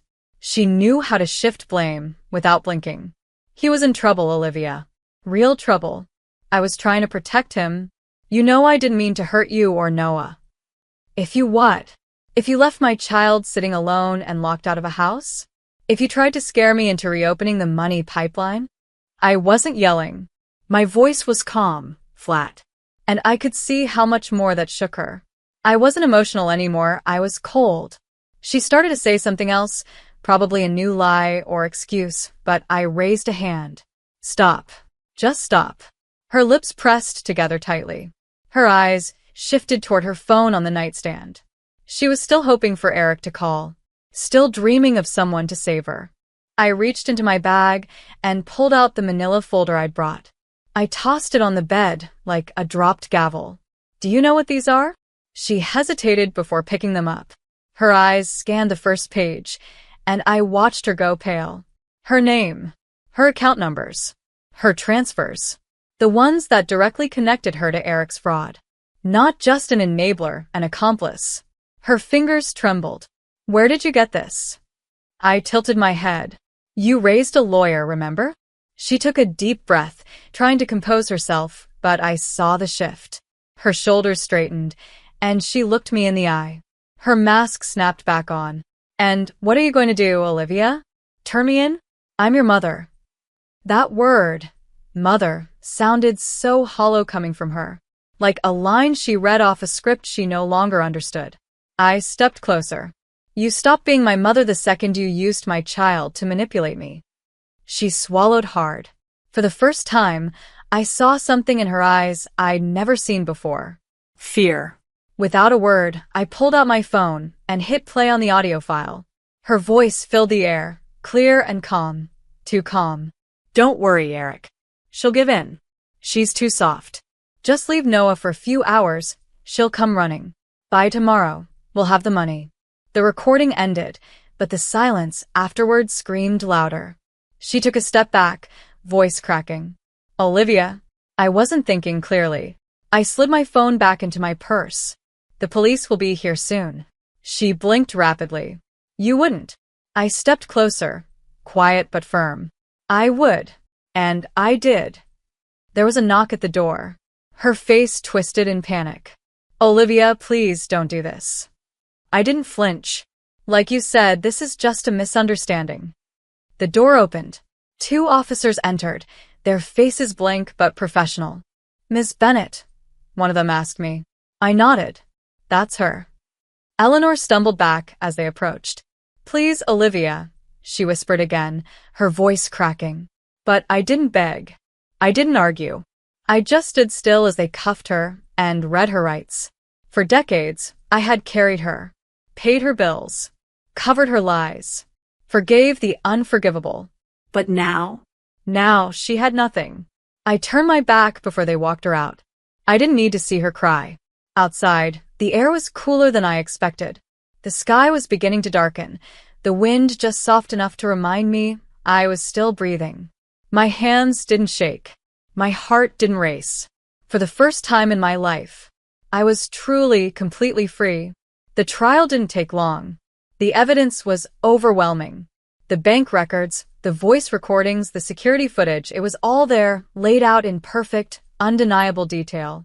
My mother tried to fight it at first, putting on her usual act, shedding fake tears, playing the victim like she had so many times before. But this time, there was no one left to believe her lies. Not even Ryan, who sat in the courtroom, his eyes locked on the floor, refusing to meet her gaze. Eric had already taken a plea deal. The moment he realized how deep he was in, he did what he had always done. He looked for a way out. And throwing my mother under the bus was his only option. He admitted to everything, to using my money, to committing fraud, to abandoning Noah because they thought it would break me. It didn't. When the judge read the final sentence, 8 years for Eric, 5 for my mother, there was no satisfaction in it. No joy. Just a quiet, final ending to a chapter of my life I should have closed a long time ago. I sat in the back of the courtroom, listening to my mother's pleas, her desperate sobs as she begged for leniency. I didn't move. I didn't react. She had taught me well. Crocodile tears meant nothing. After the sentencing, I walked outside and took a deep breath. The sky was clear, the air crisp. For the first time in years, I felt light. Noah was waiting for me by the car. He had been too young to sit through the trial, but he knew enough. When I reached him, he took my hand and squeezed it. Is it over? He asked quietly. I looked down at him, at my son, the only family that had ever truly mattered. Yes, sweetheart. It's over. The weeks that followed were strange, almost too quiet. For years, my phone had never stopped ringing with demands, with guilt trips, with manipulations disguised as motherly love. Now? Silence. I wasn't sure if I liked it or if it unsettled me. But I knew one thing. I was never going back. I sold my mother's house. The luxury apartment I had been paying for, the car she drove, the credit cards under my name. I wiped it all away like it had never existed. It wasn't out of spite. It was out of necessity. I had spent my life saving them from themselves, and all it had done was make them weaker, greedier, more cruel. Cutting them off was never about revenge. It was about survival. Ryan was placed in foster care after Eric's sentencing. He had no one left, no mother, no father, no grandmother willing to fight for him. I thought about reaching out, about trying to help, but in the end, I didn't. I had done enough saving for one lifetime. And besides, Ryan had made his choice. He had stood by his father, mocked my son, abandoned Noah when he needed him most. Maybe one day, he would realize the weight of that decision. Maybe one day, he would come looking for answers. But I wouldn't be waiting. Noah, on the other hand, thrived. Slowly, the worry in his eyes faded. The nightmares that had woken him up for weeks after the incident became less frequent. And one afternoon, months later, he came home from school, grinning ear to ear, his soccer jersey covered in dirt. "I scored the winning goal today," he announced proudly, holding up his medal. I knelt down, cupping his face in my hands. "I'm so proud of you, Noah." He looked at me carefully, then asked, "Are you happy now, Mom?" I smiled, but this time it wasn't forced. It wasn't pretending. "Yes, baby. I really am." That night, as he slept, I sat alone in the living room, the quiet wrapping around me like a blanket. For the first time, I wasn't afraid of it. There was nothing lurking in the shadows, no threats waiting on the other end of the phone. Just peace. I poured myself a glass of wine, letting the past settle behind me. My mother and Eric had tried to teach me a lesson. Instead, I had taught them one. And I had won. After my twins were born, my greedy husband divorced me and chose a $200 million inheritance over our family, destroying my life. But he had no idea about my secret revenge plan, one that would bring his empire to bankruptcy and make it crumble to the ground in no time. I still remember the night my world crumbled. It wasn't loud or dramatic, just a few simple words that shattered everything I believed in. If someone had told me back then that love could be so fragile, that promises could be so easily broken, I would have laughed. But life has a cruel way of teaching us lessons we never asked for. I met Nathan Reed on a crisp autumn evening in Chicago, the city I had always dreamed of building my future in. At the time, I was 24 years old, working as a chef in a small but cozy Italian restaurant on the West Side. I had just finished plating a signature dessert when a man walked in, tall, confident, with an effortless charm that made people turn their heads. He sat at a table near the open kitchen, watching me as I worked. "Excuse me," he said, smiling as I passed by his table. "That dessert looks like a work of art." I laughed, brushing flour off my apron. "It tastes even better than it looks," I replied, handing him a sample of my tiramisu. That was how it started, a simple conversation over a plate of dessert. Nathan wasn't like the other wealthy customers who visited the restaurant. He was warm, engaging, and didn't seem to care that I was just a chef working long shifts to make ends meet. Over the next few weeks, he kept coming back, always ordering something new, always finding a way to talk to me. I fell in love quickly. It was easy to believe that Nathan was different, that he saw me as more than just a girl from a working-class background. He told me about his life, the pressure of being the only son of Victoria Reed, the CEO of Reed Hospitality Group, a luxury hotel empire that stretched across the country. He confided in me about how exhausting it was to live under his mother's control, to constantly be reminded of his responsibilities to the family business. For a while, it felt like we were in our own world, just Nathan and me, free from the expectations that came with his last name. When I found out I was pregnant, I was terrified, but Nathan's reaction eased my fears. He held me close, whispering, "I don't care what my mother thinks. This is our family now." I believed him. I was a fool. The first time I met Victoria Reed, I knew I wasn't welcome.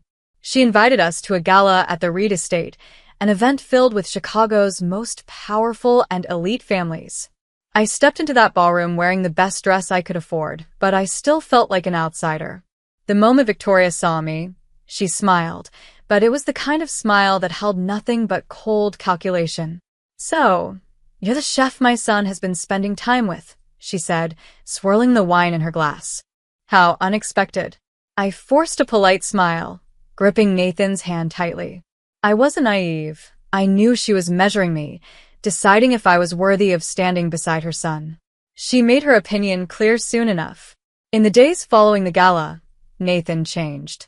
He became distant, spending more time in meetings with his mother and less time at home. The phone calls that used to be filled with "I love yous" turned into short, cold conversations. Every time I asked what was wrong, He just shook his head and said, "Nothing, Dorothy. Don't worry about it." But I did worry. By the time I was 7 months pregnant, the tension in our apartment was unbearable. Nathan had stopped talking about the future, stopped mentioning the baby's name we had picked together. And then, on that fateful night, he finally told me the truth.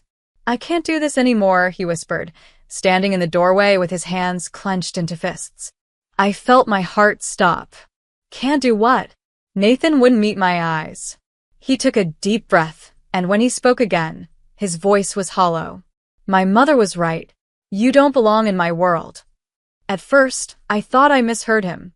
The man who had once sworn to stand by me, the man who held my stomach and told our unborn twins how much he loved them, was now telling me that I wasn't good enough. "You're leaving me?" My voice came out in a whisper, but the pain in my chest was deafening. He hesitated, as if waiting for something, maybe for me to beg him to stay. But I didn't. I just stood there, watching as he made his choice. "I have to," he said. "If I don't, I lose everything." I let out a bitter laugh, shaking my head. "Everything? You mean the money? The hotels? Your mother's approval?" Nathan didn't answer. That silence told me everything. And then, just like that, he was gone. I was alone. The next few months were the hardest of my life. I gave birth to Liam and Ella in a hospital room without Nathan by my side.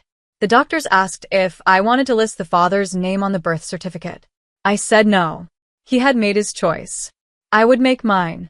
There were nights when I cried myself to sleep, holding my newborns close, wondering how I would survive. No financial support. No safety net. Just me and my children against the world. But something inside me refused to break. Nathan and his mother thought I was just a chef, a woman who would fade into nothing without them. They were wrong. I wasn't going to disappear. I was going to rise. And one day, they would regret ever underestimating me. The days after Nathan left were a blur of exhaustion, pain, and fear. I was alone with 2 newborns, and every night, as I rocked them to sleep, I wondered how I would make it through the next day. There was no one to turn to. No one to help me. Nathan had cut me out of his life, as if I had never mattered. His mother had made sure I was nothing more than a mistake, an inconvenience they could erase. But I refused to be erased. I worked every shift I could manage at the restaurant, sometimes taking the twins with me in their stroller because I couldn't afford a babysitter. The owner, a kind old man named Mr. Romano, let me stay, but I could see the worry in his eyes. "Dorothy, you're working yourself to the bone," he said one evening as I cleaned the counters after a long shift. "You need rest." Rest? That wasn't an option. I had 2 mouths to feed. Still, I knew working endless shifts in someone else's restaurant wouldn't be enough. I needed a plan, a future. I thought about what I was good at, what had always brought me joy, even in my darkest moments. Baking. It started small. At night, after the twins were asleep, I baked pastries in my tiny kitchen. I experimented with flavors, techniques, trying to perfect recipes that people would remember. The smell of warm chocolate croissants and buttery tarts filled the apartment, a small comfort in an otherwise lonely place. One day, I brought a box of homemade pastries to work. Mr. Romano took one bite, and his eyes widened. "Dorothy, these are incredible." An idea sparked. If people liked my desserts here, maybe others would too. I scraped together every dollar I had, took out a small business loan, and rented a tiny space in a quiet part of downtown Chicago. It wasn't much, just a little shop with a secondhand oven and a small counter, but it was mine. I named it Miles's Delights after my twins because every single thing I did was for them. The first few months were brutal. I barely made enough to cover rent, let alone turn a profit. There were days when I stood behind the counter for hours, hoping someone would walk in. I passed out samples on the street, smiling through exhaustion, determined to get people to notice my work. Then one day, everything changed. A food blogger came in looking for a quick snack. She tried one of my signature honey lavender tarts and took a picture. "This is the best pastry I've ever had," she told me. "I'm going to post about it." I didn't think much of it. Until the next morning when I opened the shop and saw a line stretching around the block. The blog post had gone viral, and suddenly, everyone wanted a taste of Miles's delights. Orders poured in. I barely had time to sleep, juggling early morning baking, business calls, and raising my twins. I hired a small team, expanded the menu, and within a year, my shop became one of the top-rated bakeries in Chicago. Then came the first big milestone. A celebrity chef reached out, offering me a partnership. My pastries would be featured in high-end restaurants, a move that could elevate my brand beyond what I had ever imagined. I signed the deal without hesitation. As my business grew, so did my confidence. I stopped thinking about Nathan. Stopped wondering if he ever regretted leaving me. I didn't need his guilt. I didn't need anything from him at all. But fate had other plans. One evening, while flipping through a local business magazine, I saw a familiar name, Reed Hospitality Group. Nathan's family business. The article was brutal. It detailed how the company was struggling, how poor investments and bad management had led to a financial downfall. Nathan's mother, Victoria Reed, was desperately searching for investors to save the company. I laughed.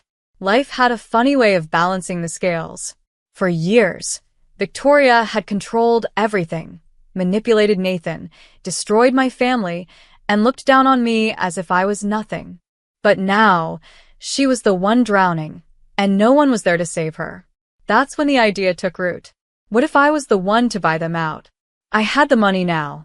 Miles's Delights had turned into a multi-million-dollar brand, with stores in Chicago, New York, and Los Angeles.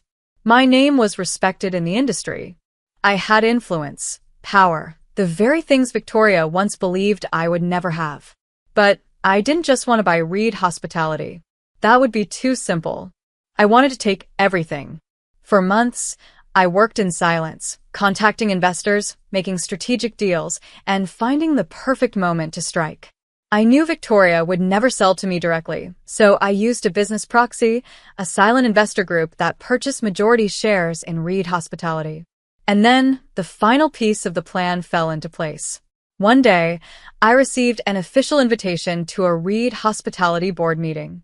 They had no idea that the very company Victoria once dismissed, the same woman she tried to erase, was now the one controlling their fate.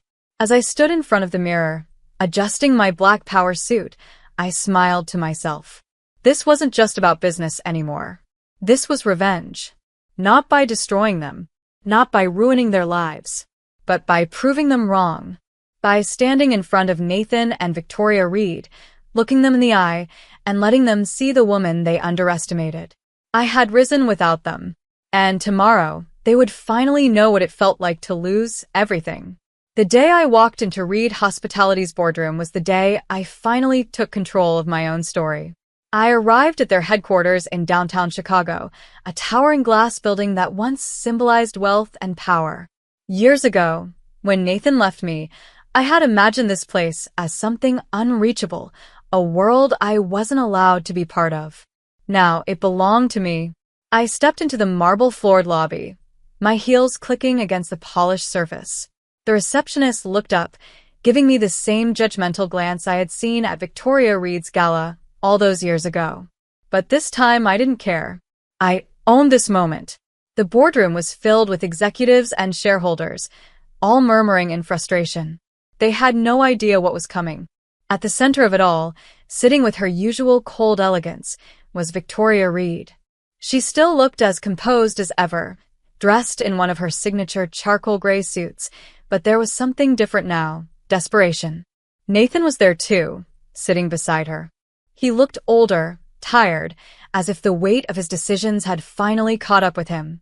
His once confident posture was replaced with unease, his fingers drumming nervously against the table. I wondered if he knew who was about to walk through that door. I didn't keep them waiting long. I pushed open the boardroom doors, stepping inside as every pair of eyes turned to me. Some recognized me instantly, others only saw the new owner of Reed Hospitality. Victoria's face remained unreadable, but I saw the way her fingers tightened around the pen in front of her. Nathan, however, froze completely. For a long moment, no one spoke. The tension in the room was suffocating. Then, finally, Victoria broke the silence. "And you are?" she asked, her voice sharp and clipped, as if I were some insignificant detail. I smiled, placing my file of documents onto the table and sliding them toward her. "You already know who I am." I let the words settle.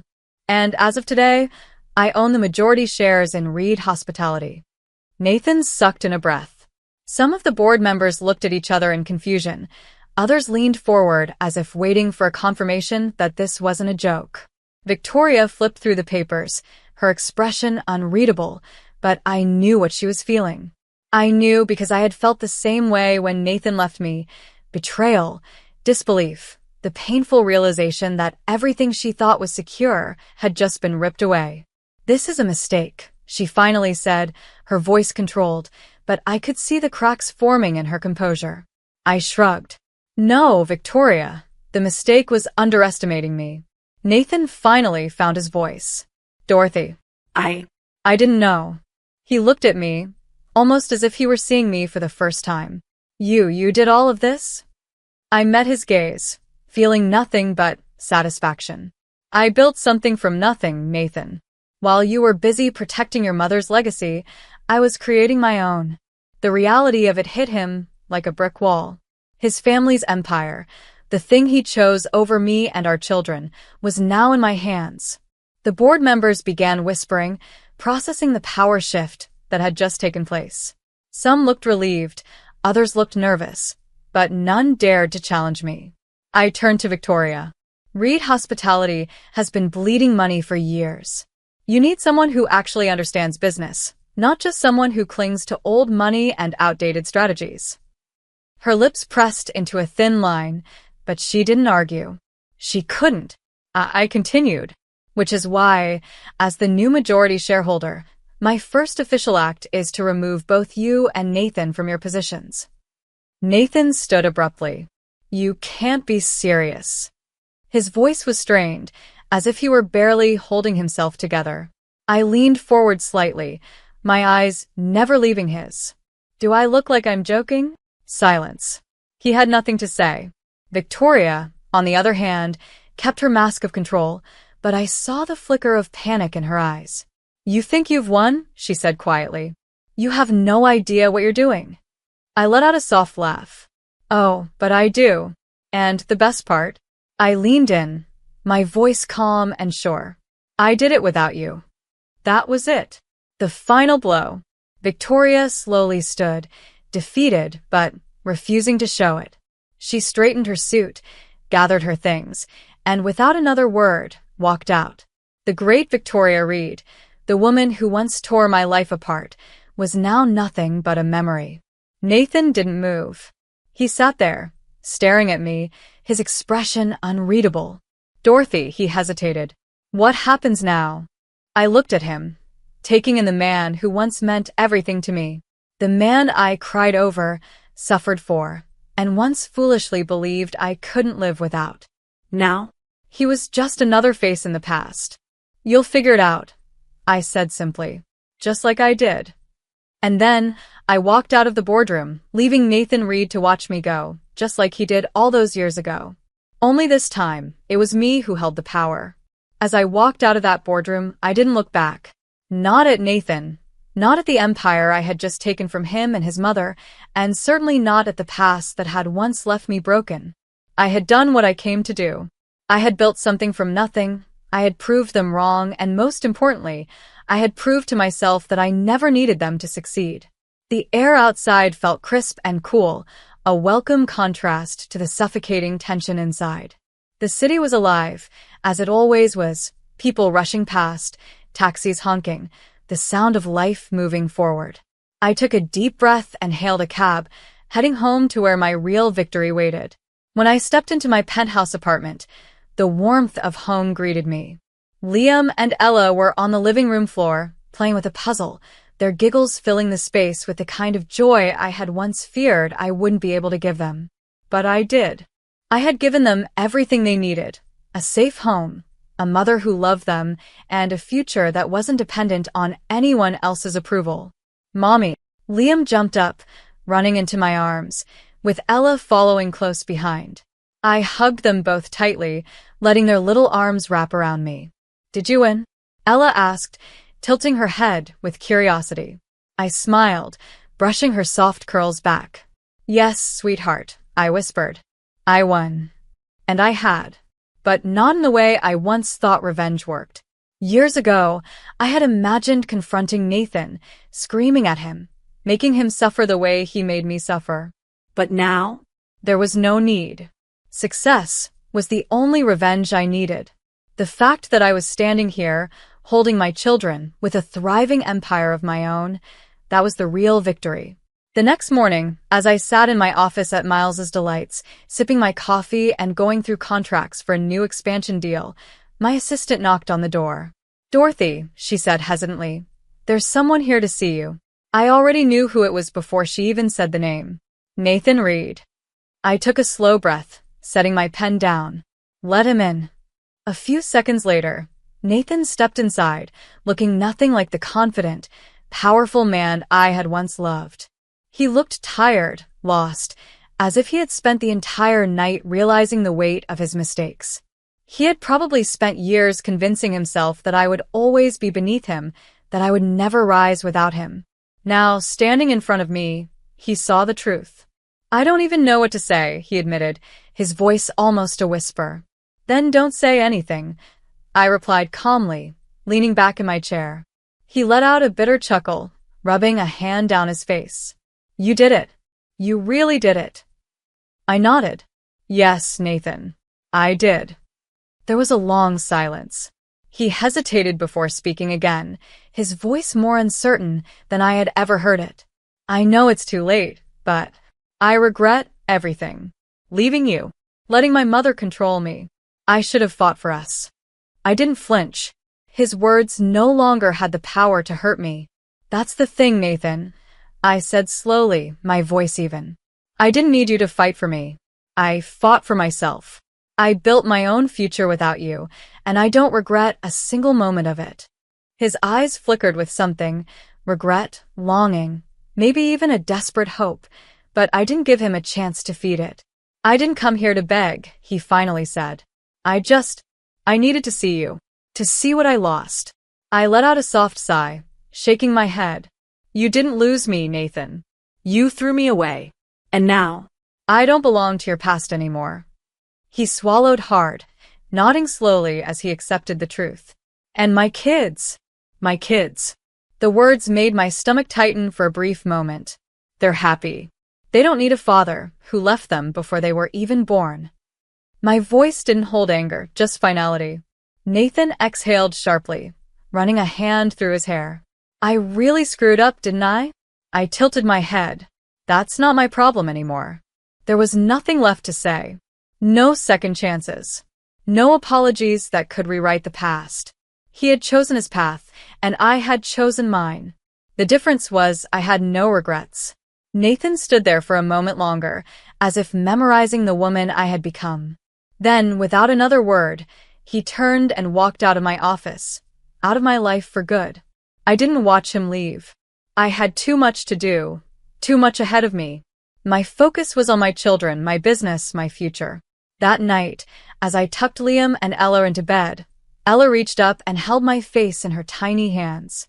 Mommy, you look happy, she said with a sleepy smile. I kissed her forehead. That's because I am. For the first time in years, I knew it was true. Because happiness was never about getting revenge. It was never about making someone else suffer. It was about building a life so full, so successful, so joyful, that the past no longer had the power to define you. And as I turned off the lights and walked toward my own future, I knew I had already won. My sister dumped her 3 kids on me before my honeymoon, demanding that I babysit. When I refused, she screamed, "My trip is more important than your honeymoon." Then she did the unthinkable. She burned my passport and laughed, thinking she had won.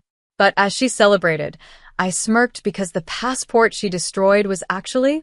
If someone had told me a year ago that my own sister would be my worst enemy, I wouldn't have believed it.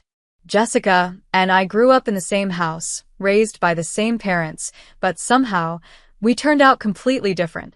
I always believed that family meant love, trust, and support, but Jessica proved to me that sometimes family can be the greatest betrayal. Growing up, Jessica and I weren't particularly close.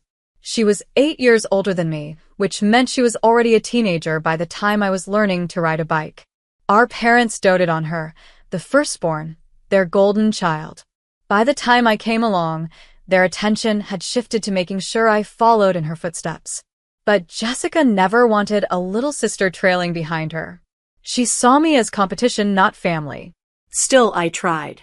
Even as we grew older and she started dating, moving into adulthood while I was still in high school, I admired her. She had a confidence that I envied, a way of making people listen when she spoke. But as time passed, I realized that her confidence wasn't kindness, it was control. By the time I turned 26, my life had taken a different direction. I had worked hard, built a career as a real estate agent, and most importantly, found love. Ryan was everything I had ever dreamed of, kind, ambitious, and deeply in love with me. He had built his own tech company from the ground up, and together, we created a life that felt like something out of a dream. When Ryan proposed, I thought my family would be happy for me. Mom cried tears of joy, Dad clapped Ryan on the back, but Jessica smiled, but it never reached her eyes. I should have noticed it then. The way her jaw clenched when she saw my ring, the way she changed the subject whenever I talked about wedding plans. But I ignored it. I wanted to believe that deep down, she was happy for me. The wedding came and went in a blur of white lace and golden lights. It was the happiest day of my life, and for a moment, I let myself believe that Jessica had set aside whatever resentment she held toward me. She played the role of the supportive sister beautifully, helping with decorations, smiling in pictures, even giving a heartfelt toast. But looking back now, I see it for what it really was, a performance. She didn't want to celebrate me. She wanted to fool me. After the wedding, Ryan and I planned our dream honeymoon, a 2-week getaway to Santorini, Greece. It was meant to be the perfect escape, our first adventure as husband and wife. I had spent months planning, booking the best hotels, mapping out the places we wanted to see. It was the one thing I was truly looking forward to after all the wedding stress. But Jessica had other plans. It started subtly, just a few days before our departure. She called me, her voice tired, complaining about how exhausted she was with the kids. I haven't had a break in years, Sophia, she sighed dramatically. Do you know what it's like to have 3 kids constantly needing something from you? I sympathized with her. I really did. Being a mother was hard, and Jessica's husband, Mark, worked long hours as a factory manager. I knew she struggled, but I also knew she had help. Our parents lived only a couple of hours away and often came over to babysit. But that wasn't what she wanted. I just need a little time for myself, she continued. Just a few days to relax, clear my head. Maybe go on a short trip. It didn't click right away. I nodded along, offering words of comfort, completely unaware of what she was really trying to do. Then, the night before our flight, she showed up at my house. I still remember the moment I opened the door. She stood there, looking stressed, with her 3 kids at her side, 7-year-old Emma, 5-year-old Lucas, and little Ava, only 3. They clung to her legs, their backpacks slung over their shoulders as if they were staying for the weekend. Jessica? What are you doing here? I asked, my stomach tightening. She sighed heavily, stepping inside without an invitation. I need you to watch the kids, she said as if it were the most normal thing in the world. Just for a few days. Mark and I need a break. I blinked, confused. Jessica, our flight is in the morning. Ryan and I are leaving for our honeymoon. Her expression darkened. You can reschedule, she said simply, as if it were that easy. I stared at her, stunned. What? No, Jessica. We've been planning this for months. Everything is booked. She rolled her eyes, setting the kids' bags down. Oh, come on, Sophia. You're newlyweds. You have your whole lives to travel. I, on the other hand, have been stuck in this house for years, taking care of these kids without a break. It's only fair that I get a turn. Anger flared in my chest. Are you seriously asking me to cancel my honeymoon so you can go on vacation? Jessica scoffed. You're being so dramatic. It's just a trip. You can go anytime. My mental health is more important than your honeymoon. I couldn't believe what I was hearing. I looked at the kids, who were watching us with wide eyes, sensing the tension. I felt a pang of guilt, but I couldn't give in. No, Jessica. I love you, but this is not my responsibility. You need to find another way. Her face twisted in anger. Wow, she said bitterly. I see how it is. You've changed, Sophia. Ever since you married Ryan, you think you're better than me. I shook my head, trying to stay calm. That's not true. But I'm not going to cancel my plans because you suddenly decided you need a vacation. She let out a humorless laugh. Fine, she snapped. Enjoy your perfect little life, Sophia. She grabbed her kids' bags and stormed out, slamming the door behind her. I should have felt relief, but something inside me felt unsettled. I knew Jessica. I knew she didn't let things go that easily. But I had no idea what she was planning next. That night, as Ryan and I packed our suitcases, I finally felt like I could breathe again. Tomorrow, we would be on a plane, miles away from all the family drama, just the two of us. I placed my passport in my travel bag, double-checking that everything was in order before heading to bed. But when morning came, my world shattered. Ryan was already in the kitchen when I went to grab my passport. I unzipped my bag, reaching inside the pocket where I had placed it the night before. But it was gone. Frantic, I searched through my suitcase, the dresser, the nightstand, everywhere. My hands trembled as I rushed outside, an uneasy feeling twisting in my stomach. That's when I saw it. A pile of blackened pages, curled at the edges, barely recognizable. My passport, completely destroyed, lying in the ashes of our backyard grill. Jessica. I felt my breath catch, my hands clenching into fists. She had done this. She had come back, somehow, and destroyed my only way to leave. Ryan came running when he heard me scream. Sophia, what's wrong? I turned to him, my face pale with shock and fury. She burned it, I whispered. Jessica burned my passport. And just like that, my dream honeymoon turned into a nightmare. I stood frozen, staring at the burned remains of my passport, my hands shaking with fury. My breath came in short gasps, my chest tightening as the realization sank in. Jessica had done this. My own sister had sabotaged my honeymoon. Ryan knelt beside me, his face tense as he picked up the charred scraps. Are you sure it was her? He asked, his voice controlled, but I could hear the anger simmering underneath. I swallowed hard. Who else? She showed up last night demanding that I cancel the trip. When I said no, she left furious. She must have come back. She still has a spare key. Ryan clenched his jaw. We're changing the locks today. He stood, brushing off his hands. We need to report this. Maybe the police. I shook my head, feeling exhausted. And say what? That my sister burned my passport? They won't do anything. It's not like she broke in. Technically, she had access. Ryan's fists tightened at his sides. She ruined our trip, Sophia. She doesn't get to walk away from this. I knew he was right, but I also knew Jessica. She would play innocent, act like it was all some misunderstanding, maybe even twist it to make me look bad. Confronting her outright wouldn't get us anywhere. I needed proof. I took a deep breath, forcing myself to think. If we go to her now, she'll deny everything. She'll lie, manipulate, and make herself the victim. I looked up at Ryan. We need her to admit it. And I need it on record. Ryan frowned. How do you plan on doing that? I exhaled, already forming a plan in my head. I'm going to call her. I'll pretend I don't know what happened, just that my passport is missing. If I act devastated and clueless, she might slip up. She's too smug to keep her mouth shut for long. Ryan nodded, understanding. And I'll set up the camera. We went inside, and Ryan quickly set up his laptop to record. I took a deep breath, steadying myself, then dialed Jessica's number. She picked up on the third ring. Sophia? Her voice was laced with fake concern. Why are you calling so early? Shouldn't you be on a plane?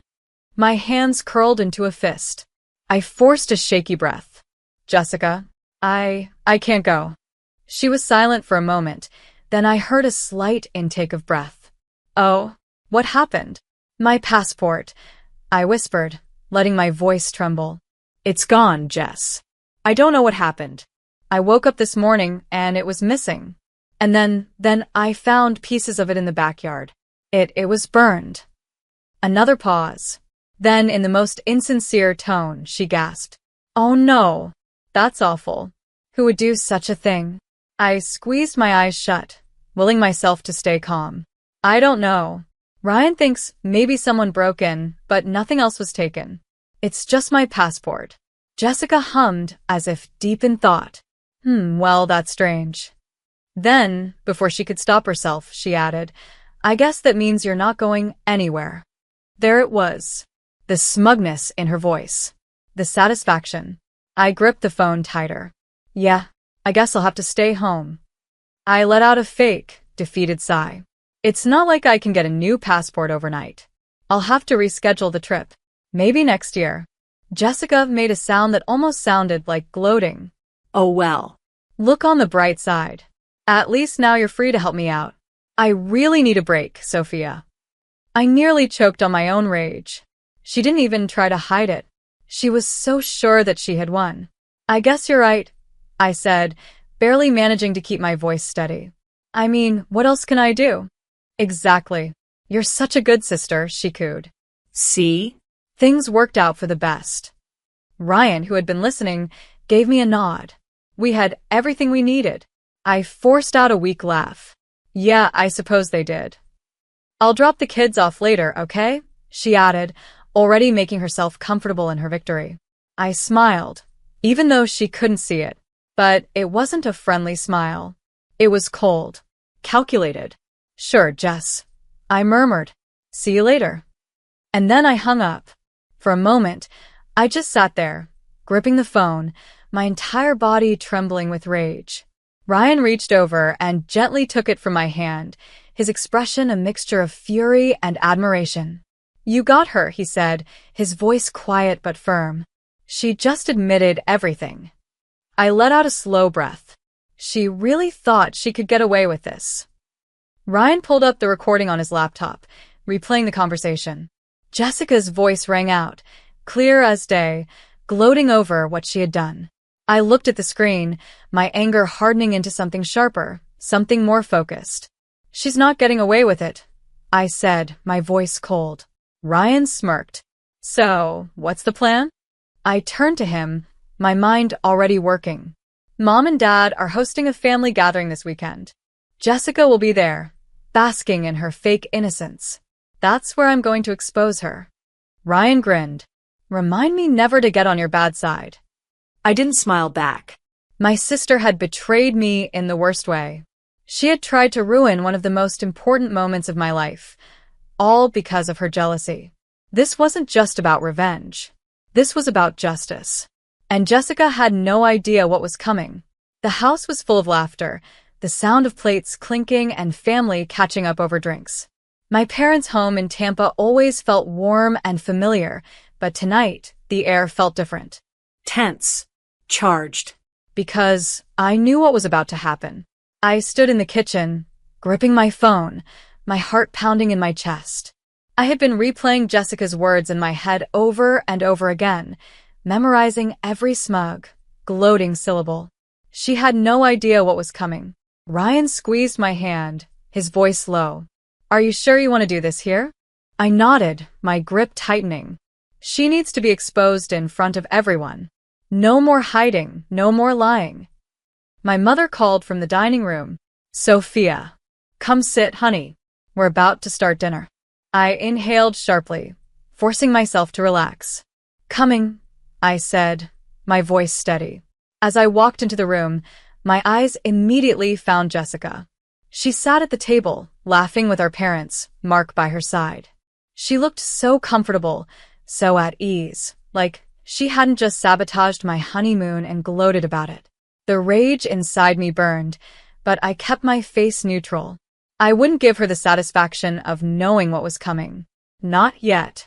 Ryan and I took our seats across from her, and for a moment, everything felt like a normal family dinner. Mom passed around the food. Dad asked Ryan about work. Mark talked about something that had happened at the factory. It was so painfully normal that I almost forgot what I had come here to do. Almost. Jessica, ever the actress, leaned toward me with a fake sympathetic smile. Oh, Sophia, you must be so disappointed about your trip. Such bad luck, huh? Ryan tensed beside me, but I just tilted my head, pretending to be confused. Oh, you mean my passport? Jessica nodded, trying to suppress a smirk. Yes. So terrible. Things like that just happen sometimes. I took a slow sip of my wine, watching her closely. You know, it's funny, I said lightly. Ryan and I were talking about it and we realized something strange. Nothing else in the house was touched. No sign of a break-in. Just my passport, burned to ash. Jessica blinked, her expression faltering just slightly. Well, I mean, maybe you misplaced it and it caught fire somehow? I gave a small smile. Right. Except I found the remains in the backyard grill. I set my wine glass down. So, unless passports just spontaneously combust these days, someone did this on purpose. Silence. Jessica's fingers curled around her fork, her knuckles turning white. Well, that's horrible, she said, feigning concern. Who would do something like that? I leaned forward slightly, my voice calm but firm. That's what I was wondering. Jessica shifted uncomfortably in her seat, but before she could respond, I reached into my purse and pulled out my phone. I clicked play. Her voice filled the room. Oh well. Look on the bright side. At least now you're free to help me out. I really need a break, Sophia. Jessica's face went white. The table went silent. My parents looked confused at first, but as the recording continued, their expressions changed, first to shock, then to horror. See? Things worked out for the best. The audio ended. I set my phone down on the table, looking Jessica dead in the eyes. You burned my passport, I said evenly. You did it so I couldn't go on my honeymoon. And then you had the nerve to act like it was just bad luck. Mom gasped. Jessica, tell me this isn't true. Jessica's mouth opened and closed, her face twisting in panic. That's not. Mark, who had been silent until now, turned to her with disbelief. Jessica, please tell me you didn't actually do this. She stammered, her hands shaking. It's not what it sounds like. I cut her off. You were just what, Jessica? Trying to manipulate me like you always do? Trying to make sure I stay behind to take care of your kids while you got to take a break? I shook my head. You've been jealous of me for years. But this is a new low. Tears welled in Mom's eyes. Jessica, how could you? Jessica's face contorted with anger. Oh, come on. You're all acting like I committed some horrible crime. So what? She missed a stupid trip. Big deal. I have 3 kids, Mom. 3. And no one ever offers to help me. Sophia has her perfect life, her rich husband, her stupid little dream vacations. And I'm supposed to just sit here and smile while I drown in responsibilities? No. She could have given up 1 trip. 1. I stared at her, my heart pounding. You didn't ask for help, Jessica. You demanded it. You tried to ruin my happiness just because you weren't happy. And that's not my fault. Mark suddenly pushed back his chair, his face unreadable. I can't believe this. He turned to me, then to my parents. I had no idea. No idea she was capable of something like this. Jessica whirled on him. Oh, don't act like you're some perfect husband, Mark. You barely help with the kids anyway. But Mark was already shaking his head. You just admitted that you sabotaged your own sister's honeymoon. That's not stress. That's cruel. Jessica's face turned red, her hands clenched into fists. Oh, so now I'm the villain? Just because I wanted a break. Dad, who had been silent all this time, finally spoke. His voice was low, trembling with controlled anger. Jessica, you betrayed your sister. And for what? Your jealousy? Jessica scoffed. Oh, please. Like you guys haven't always favored Sophia over me. Mom wiped her tears away, her expression filled with disappointment. Jessica, we've always loved you both. But love doesn't mean we excuse your actions. Ryan cleared his throat. And there's one more thing. He turned to my father. Mr. Carter, I know you and your wife have helped Jessica and Mark financially over the years. I think it's time that stops. Jessica's head snapped up. What? Dad sighed, looking at her with tired eyes. Ryan's right. We've given you money, helped with the kids, done everything we could. But this is where it ends. Jessica's breath hitched. You can't just cut me off. Dad shook his head. Actions have consequences. Jessica looked at Mark desperately. Mark, you're not actually mad about this, right? Mark just stood, his face cold. I need time to think, Jessica. And I need space. Jessica's face crumpled. No, you can't just... But he was already walking away. I stood too, pushing my chair back. Goodbye, Jessica. She turned to me, her eyes burning with fury and something else. Fear. She had lost. I took Ryan's hand and walked out of the dining room, feeling lighter than I had in years. Justice had been served. But I wasn't done yet. It was time for my new beginning. The drive home was quiet. Ryan kept glancing at me, probably expecting some kind of reaction, but I just stared out the window, processing everything that had just happened. The weight I had carried for so long, the frustration, the anger, the years of being manipulated, was finally lifting. Jessica was exposed. No more fake smiles, no more guilt trips, no more control. She had played her game for too long, and now, she was the one left scrambling to fix the mess she had created.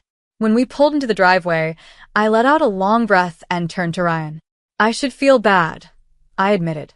She's my sister, and I just tore her world apart in front of everyone.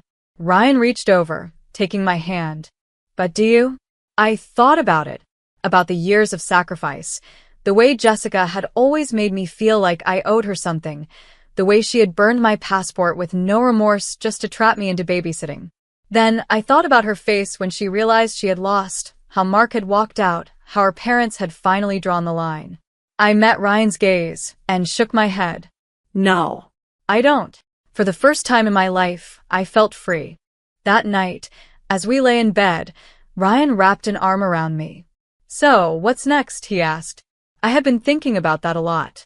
Jessica's sabotage had forced me to take a step back, to really look at my life and the people in it. For too long, I had let my family's expectations dictate my decisions, always making room for Jessica's needs, always trying to avoid conflict. But I was done with that. I want a fresh start, I said. I don't want to be in Miami anymore. Too many memories, too much history. Ryan didn't even hesitate. Where do you want to go? I turned to face him, feeling excitement creep into my chest. Seattle, I said. I've always loved it there. A new city, a new home, a place where Jessica can't just show up at my door with her problems. Ryan grinned. Then Seattle it is. It took a few weeks to finalize everything. I applied for an emergency passport, and luckily, we were able to reschedule our honeymoon with only minor penalties. We still lost some money, but in the grand scheme of things, it didn't matter. What mattered was that we were finally going. Meanwhile, Jessica's life continued to unravel. Mom called me once, her voice heavy with sadness. Mark is staying at a friend's place, she admitted. He says he needs time to think about their marriage. I didn't respond. What was there to say? Jessica had done this to herself. She's been calling, you know, Mom added after a moment. Crying, saying she made a mistake. I exhaled, running a hand through my hair. She's not sorry, Mom. She's just sorry she got caught. Mom didn't argue. After that, I made the decision to go low contact. I wasn't cutting Jessica out completely, at least not yet, but I needed space. I needed to live my life without her constant interference. The day we boarded the plane to Santorini, I felt a weight lift off my shoulders. As the plane took off, Ryan squeezed my hand. We made it, he said, grinning. I smiled back. Yeah, we did. The honeymoon was perfect. The blue waters of Santorini, the The whitewashed buildings, the warm breeze. It was everything I had dreamed of and more. But the best part? I didn't have to check my phone every few hours. Didn't have to worry about Jessica pulling another stunt. When we returned, we packed up our lives in Miami and moved to Seattle. Our new apartment overlooked the water, the city lights twinkling below. It was quiet, peaceful. Ours.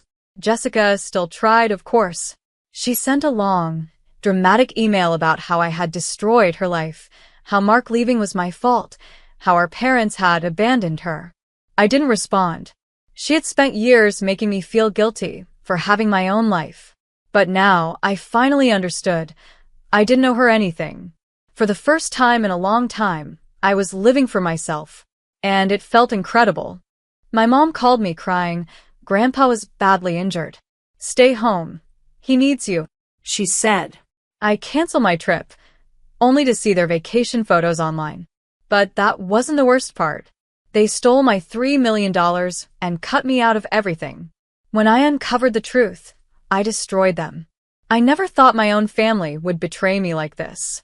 Looking back, the signs were always there, but I ignored them, convincing myself that I was just imagining things. I worked hard, kept my head down, and did everything I could to prove my worth. But in the end, it didn't matter. They had made their decision long before I ever realized it. My name is Sophia Carter, and I was raised in San Diego, California, in a wealthy but deeply divided family. My father, Mark Carter, built a successful hotel business from the ground up. He always prided himself on being a self-made man, but that was a lie. The real foundation of our family's success came from my grandfather, Walter Carter. He was the true mastermind, the one who invested wisely and made sure our family had financial security. He left behind a trust fund worth millions, meant to be split between me and my younger brother, Ethan. But somewhere along the way, my parents decided that only one of us deserved it. Ethan was always the golden child. He got everything handed to him: private school, expensive cars, elite connections, while I had to work for everything. Even as a child, I could see the difference in how we were treated. If Ethan wanted something, my parents made it happen. If I needed help, they told me to figure it out. I always thought that if I worked hard enough, they would finally see my value. I graduated with honors, became a financial analyst, and saved every penny I could. But I was wrong. No matter what I did, it was never enough. A few months ago, our family planned a vacation to Hawaii. It was supposed to be a time to relax, enjoy the sun, and finally reconnect. I was excited, more than I had been in years. I worked extra hours to save for the trip, bought new clothes, and even took time off work. It was going to be a fresh start, or so I thought. Then, just a day before we were supposed to leave, my mother, Linda, called me, her voice trembling. "Sophia, honey, there's been an accident," she said, barely holding back sobs. "Your grandpa slipped and got hurt badly. We need you here." My stomach dropped. Grandpa was everything to me. He was the only one who had ever been fair, the only one who treated me with love and respect. Without thinking twice, I canceled my flight, packed my bags, and rushed to his house, worried sick. But the moment I stepped inside, my entire world shattered. There was Grandpa sitting in his chair, perfectly fine, reading a book. He looked up at me, surprised. "Sophia? What are you doing here?" Confusion swirled inside me. Mom called me. She said you had a bad fall and needed help. Grandpa's expression darkened. He set his book down and sighed, rubbing his temples. "She told you that?" My heart started pounding. Something wasn't right. "Grandpa, what's going on?"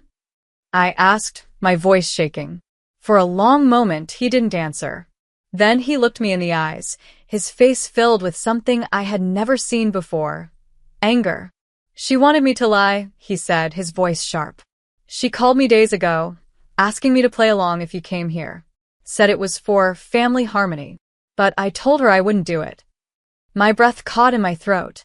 Lie about what? Grandpa exhaled slowly and reached for my hand. "That trip, Sophia. They never wanted you to come." I felt like someone had punched me in the chest. No. That couldn't be true. My mind raced. searching for another explanation. Maybe there was a misunderstanding. Maybe. Then my phone buzzed in my pocket. Absent-mindedly, I pulled it out and looked at the screen. A notification from Instagram. I opened the app, and my entire world collapsed. Right there, staring back at me, was a photo of my family at the beach resort in Hawaii. My parents, Ethan, aunts, uncles, cousins, all of them, smiling, laughing, cocktails in hand, enjoying the vacation I was supposed to be on. And then I saw the caption, written by Ethan himself. Family vacations are the best. So grateful for this beautiful trip. My hands trembled as I stared at the screen. My mind couldn't process what I was seeing. They had lied. They had manipulated me. They had never wanted me there. Tears burned in my eyes, but I refused to cry. I clenched my fists, my nails digging into my palms. My mother had looked me in the eye and lied to my face. My father, the man who always told me to work hard and earn my place, had intentionally excluded me. Ethan, the brother I had defended for years, had blocked me out without a second thought. I turned to Grandpa, my voice hollow. Why? His jaw tightened. I don't know, sweetheart. But I do know one thing. He squeezed my hand. This isn't just about a trip. There's something bigger going on. I nodded, my mind racing. He was right. This betrayal wasn't just about the vacation. It was deeper than that. I took a deep breath, wiping away my tears. If they thought I was just going to sit back and take this, they were wrong. I was going to find out the truth. And when I did, they would regret ever trying to shut me out. I barely slept that night. I sat on Grandpa's couch, staring at my phone, scrolling through the vacation photos over and over again, each one hitting me like a fresh wound. They were all there, Mom, Dad, Ethan, my aunts and uncles, laughing, drinking, celebrating. My mother's arm was around my brother's shoulders like he was the prized child, the one who mattered most. They had lied straight to my face, using Grandpa as a cover. The betrayal was like a fire burning inside me, but I wasn't going to let it consume me. I needed answers. Grandpa sat next to me, his face grim. There's something I need to tell you, Sophia. I turned to him, my pulse quickening. I've had my suspicions for a long time, he continued, but I didn't want to believe your parents would actually do this to you. He reached into the drawer of his desk and pulled out a thick folder. Asterisk, asterisk. When he handed it to me, I hesitated. Something told me that whatever was inside would change everything. I opened it, my fingers trembling. Inside were bank statements, legal documents, trust fund reports, things I had never seen before. Grandpa's voice was heavy with disappointment.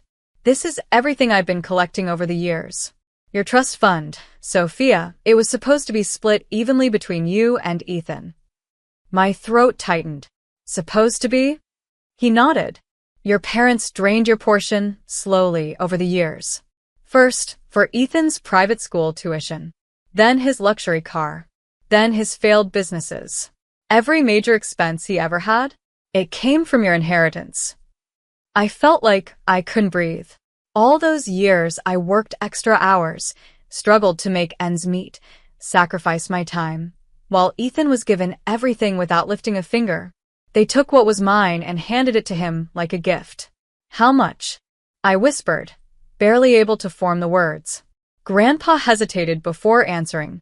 Almost everything. The original trust fund was worth $3.5 million. I squeezed my eyes shut, trying to keep my emotions in check. $3.5 million. Gone.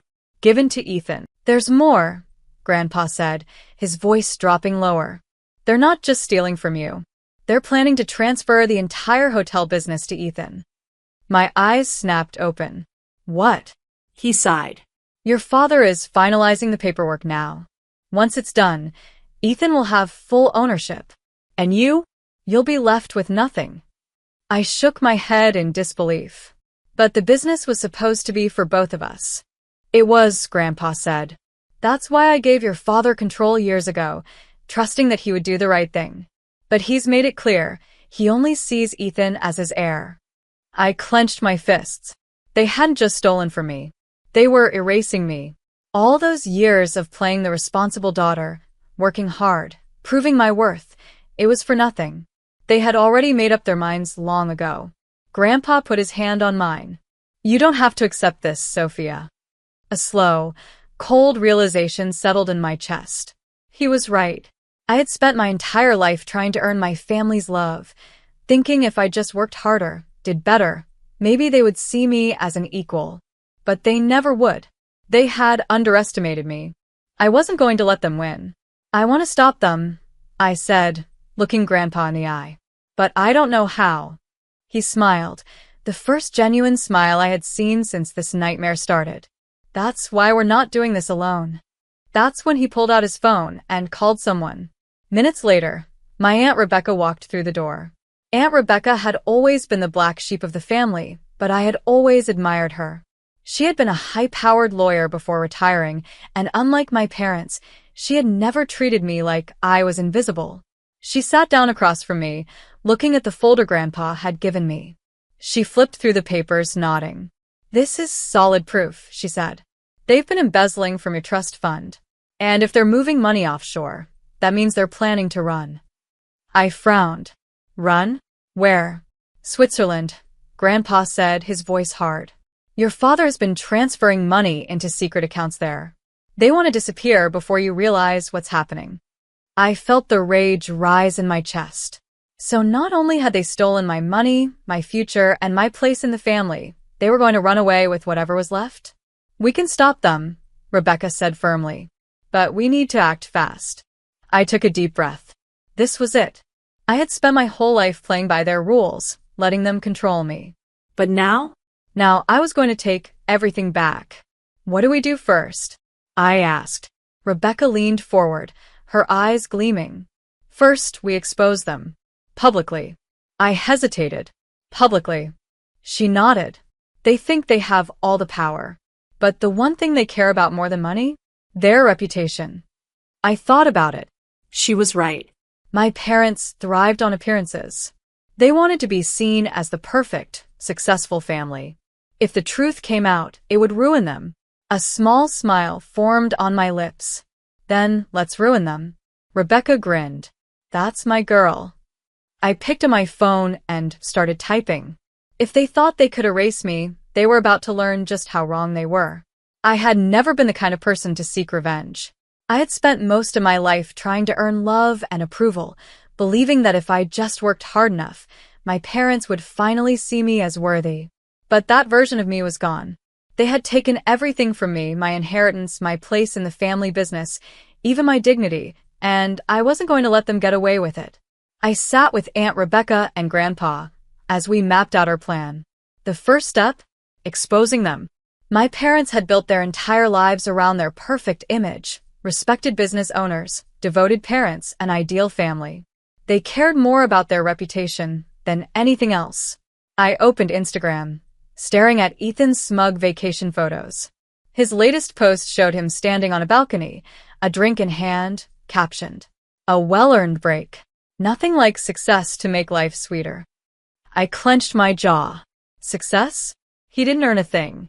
Everything he had was stolen. I typed my own post and hit send. Funny how my parents lied about Grandpa being injured just to keep me from this family vacation. Even funnier how the hotel business and my trust fund, meant to be shared, are now in my brother's name. Stolen money, stolen business, and they thought I'd never find out.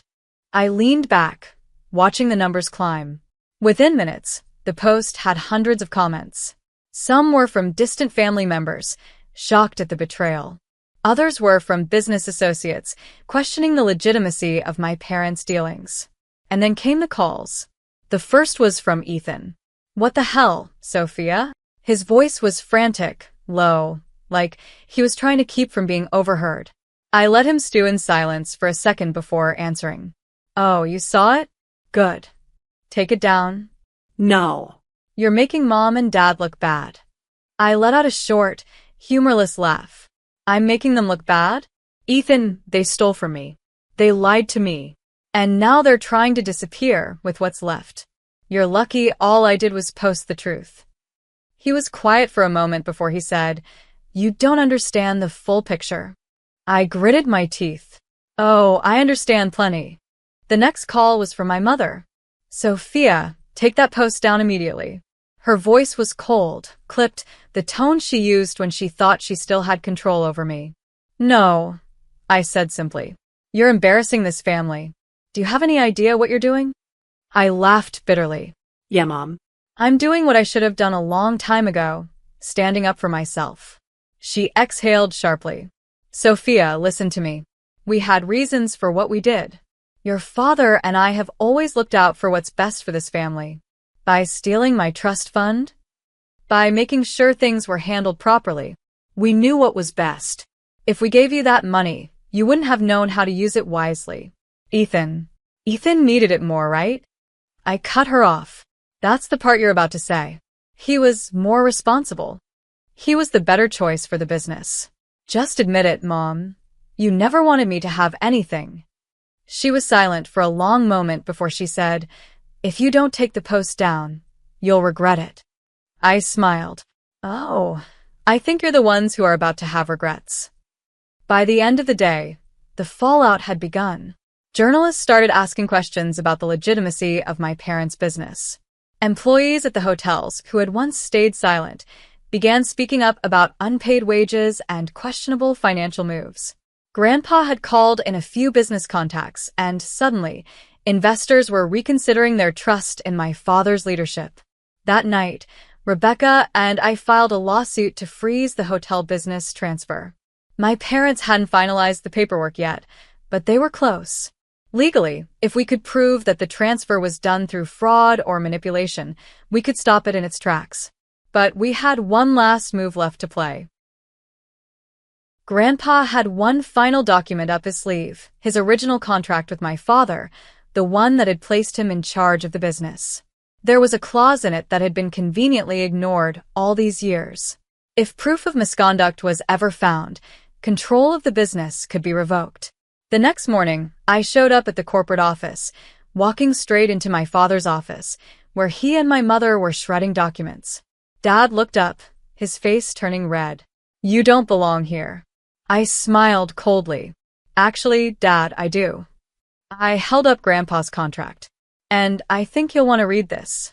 For the first time, I saw fear in his eyes. They knew they had lost.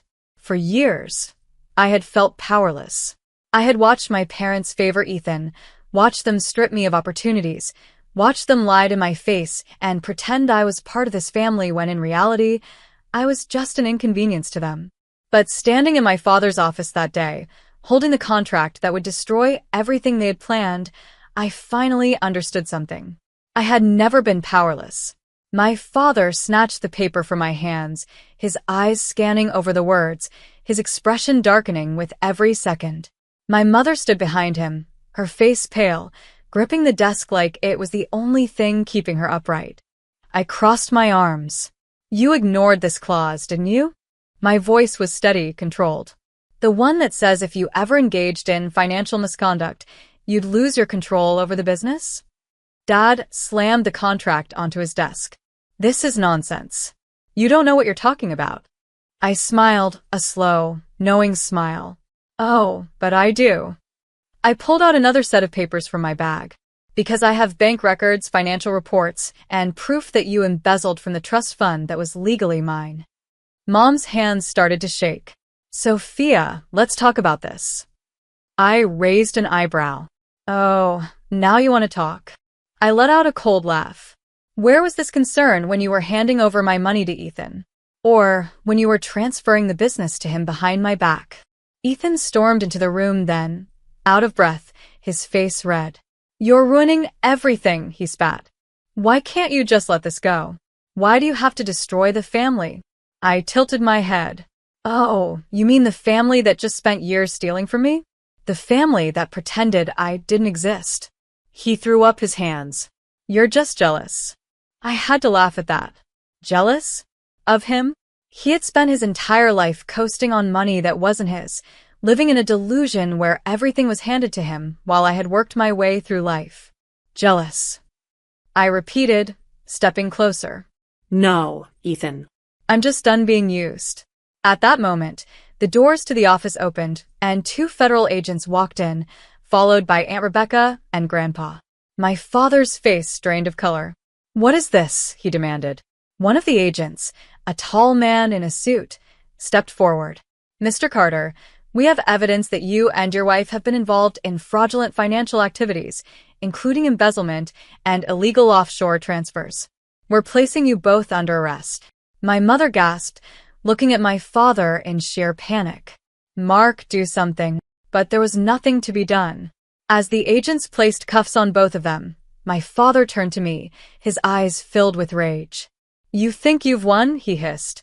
"You think you're better than us?" I held his gaze, my expression unreadable. "No," I said quietly. "I just finally decided to fight back."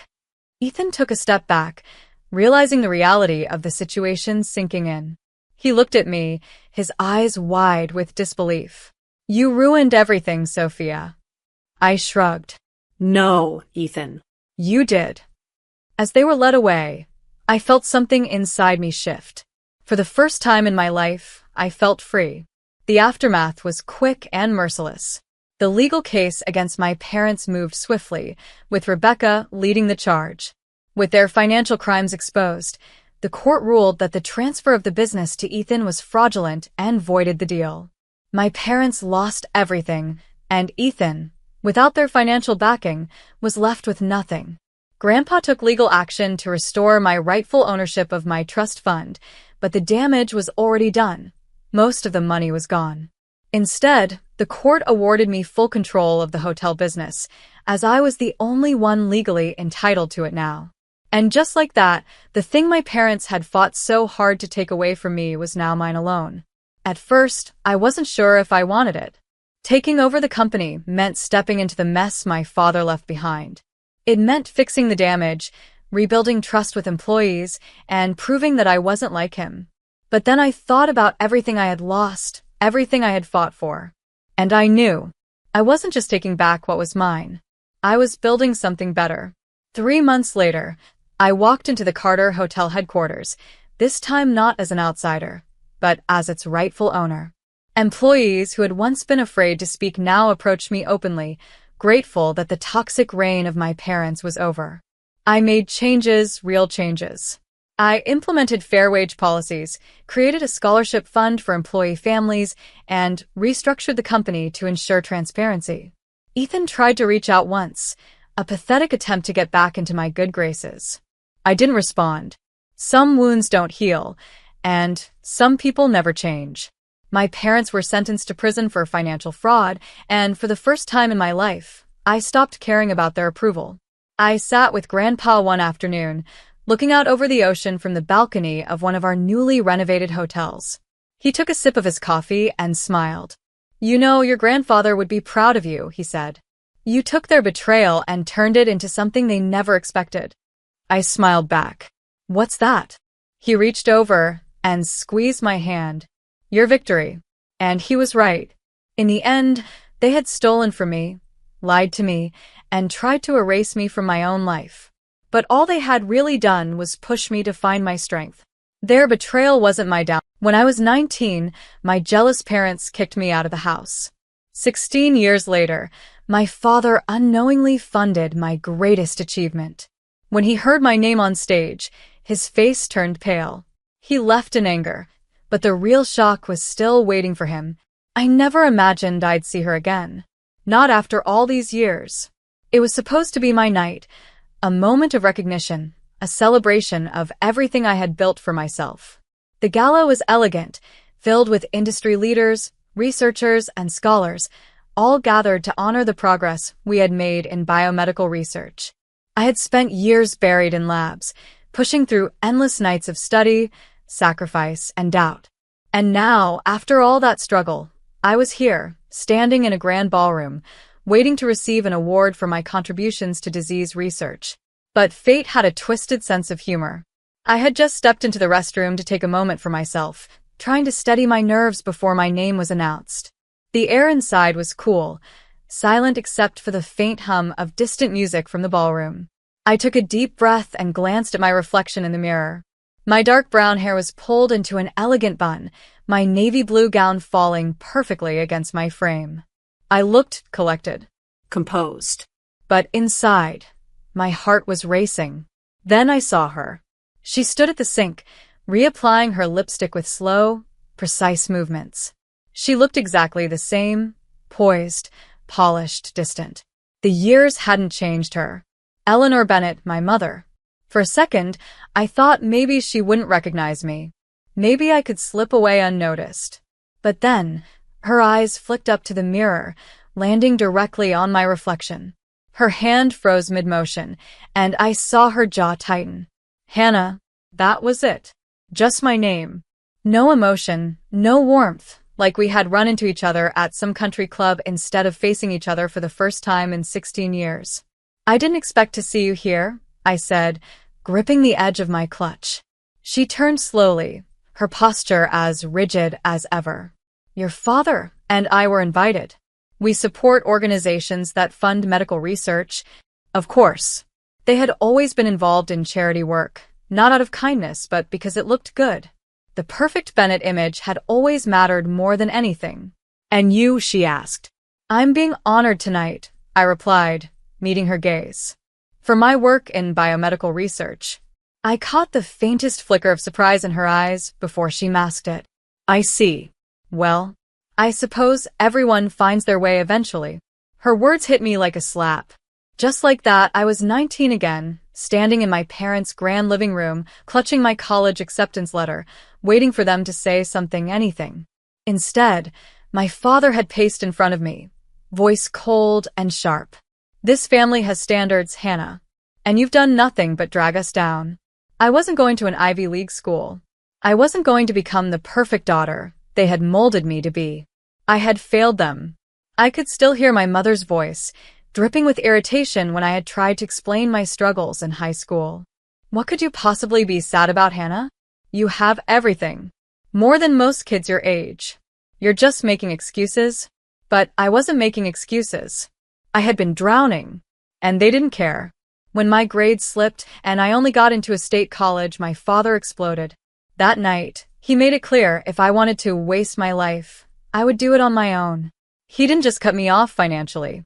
He threw me out. I left that house carrying nothing but a duffel bag, my acceptance letter clutched in my shaking hands. I had no money, no plan, no idea what I was supposed to do next. My mother? She had stayed seated on the couch, scrolling through her phone like I had never even existed. That was the last time I saw either of them. Until now. Standing in that restroom, I could feel the weight of all those years pressing down on me. I wanted to say something. Something to make her understand what it had been like to start over from nothing, to work 2 jobs while going to school, to spend nights crying, because I didn't know if I would make it. But looking at her now, I realized something. She didn't care. She had never cared. Well, she said, adjusting the strap of her designer clutch, enjoy your night, Hannah. And with that, she turned and walked away. I stood there, staring at my reflection in the mirror, feeling a bitter mix of anger, sadness, and something else, something I hadn't felt in a long time. Freedom. I had built the life without them. Without their approval. I didn't need them anymore. Or at least, that's what I thought. I took one last breath, straightened my shoulders, and stepped back into the gala. The evening wasn't over yet. My name was about to be called. The award I had fought for, sacrificed for, bled for, was waiting for me. But as I made my way back through the crowd, something caught my eye. At the far end of the ballroom, near the VIP tables, a man sat with his back straight, his face expressionless. He was older now, his dark hair streaked with silver, his suit perfectly tailored. Gregory Bennett. My father. My stomach twisted. If my mother's presence had been a shock, this was something else entirely. He never attended events like this unless he had something to gain. What was he doing here? A sinking feeling crept into my chest, but I pushed it aside. I wouldn't let him ruin this night for me. I was not that lost, desperate 19-year-old anymore. But I had no idea that before the night was over, everything I thought I knew about my father, about myself, was about to be turned upside down. And nothing would ever be the same again. I should have known the night wouldn't end quietly. After my run-in with my mother, I tried to shake off the weight pressing down on my chest. I reminded myself why I was here. This gala wasn't about them. It was about me, about everything I had accomplished on my own. I made my way back to my table, where colleagues and industry leaders were engaged in polite conversation. I smiled, nodding at a few familiar faces, but my mind was elsewhere. My eyes drifted back to the VIP section. Gregory Bennett. My father. I hadn't seen him in 16 years, and yet there he was, sitting among San Diego's wealthiest, his posture as rigid as ever. He wasn't looking at me, didn't acknowledge me, but I felt his presence like a weight pressing against my chest. Why was he here? Before I could dwell on it, the lights dimmed slightly, and a voice rang out over the speakers. Ladies and gentlemen, thank you all for being here tonight. We are honored to celebrate groundbreaking achievements in medical research and education. A warm applause rippled through the crowd as the evening's host, a well-known philanthropist, stepped onto the stage. My heart pounded as I listened, knowing my moment was coming. This year, we are proud to present a very special recognition, the host continued. An award to an individual whose dedication and research have made a profound impact on the future of biomedical advancements. Their perseverance, intelligence, and relentless pursuit of knowledge have changed lives. And tonight, in honor of their incredible work, an anonymous donor has pledged a $1.5 million grant to fund their continued research and educational outreach. A murmur spread through the room. A grant of that size was life-changing. It could fund projects, open doors, change everything. I sat frozen, barely breathing. Then the host smiled. And now I am honored to announce that this year's recipient is Dr. Hannah Bennett. The room erupted in applause. I barely heard it. For a moment, I sat there, stunned. Then I felt hands patting my back, congratulating me, voices murmuring how much I deserved it. I forced myself to move, to stand, to make my way toward the stage. My steps felt slow, almost detached, like I was watching myself from the outside. This was it. This was supposed to be my moment. I reached the podium, took the award in my trembling hands, and turned to face the crowd. But just as I opened my mouth to speak, something caught my eye. My father. He had stood up abruptly, his chair scraping against the floor. His expression was unreadable, somewhere between shock and disgust. And then, before I could process it, he turned and walked out of the room. Just like that. Right in the middle of my speech. The claps continued, the audience waiting for me to say something, but my throat felt tight. My eyes lingered on the doors that had just swung shut behind him. I forced a breath. Not now, Hannah. Not tonight. I gripped the podium tighter and began my speech. I thanked my mentors, my colleagues, the organizations that had supported my research. I spoke about the importance of persistence, about fighting for knowledge, about pushing through even when the odds seemed stacked against you. And the whole time, my father's absence sat like a lead weight in my stomach. The moment the ceremony ended, I made my way through the crowd, shaking hands, thanking well-wishers, but my mind was elsewhere. I needed to know why he left. As I reached the back of the ballroom, a conversation stopped me in my tracks. Did you hear? The grant came from Bennett Agritech. I froze. What? That's Gregory Bennett's company, right? Yes. It was a last-minute donation, apparently. Completely anonymous, but the foundation confirmed it earlier today. My pulse roared in my ears. No, it couldn't be. The $1.5 million grant, my award, had come from my father's company. I staggered back, gripping the nearest chair for balance. Was that why he left? Had he just realized who the recipient was? The irony of it twisted in my gut like a knife. The same man who had kicked me out at 19, who had called me a disgrace, had just unknowingly funded my success. He had given his money away, thinking it would go to some worthy scientist, someone respectable in his eyes. And instead, it had gone to me, the daughter he had disowned. Had he stormed out because he couldn't handle it? I needed to know. Without thinking, I turned and pushed through the doors, out of the ballroom, down the hall. My heels clicked against the marble floors as I scanned the crowd. Then I saw him.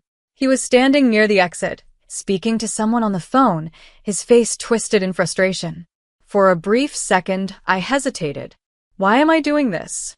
I had spent years convincing myself that I didn't care what he thought, that I had moved on, that I had built my life without him. But seeing him again, realizing that even after all this time, he still couldn't stand the sight of me, something inside me snapped. I stepped forward, my voice clear, steady. "Dad." He turned. His grip on the phone tightened, and for a second, I saw something flicker across his face. Shock? Annoyance? Guilt? "Hannah," he said flatly.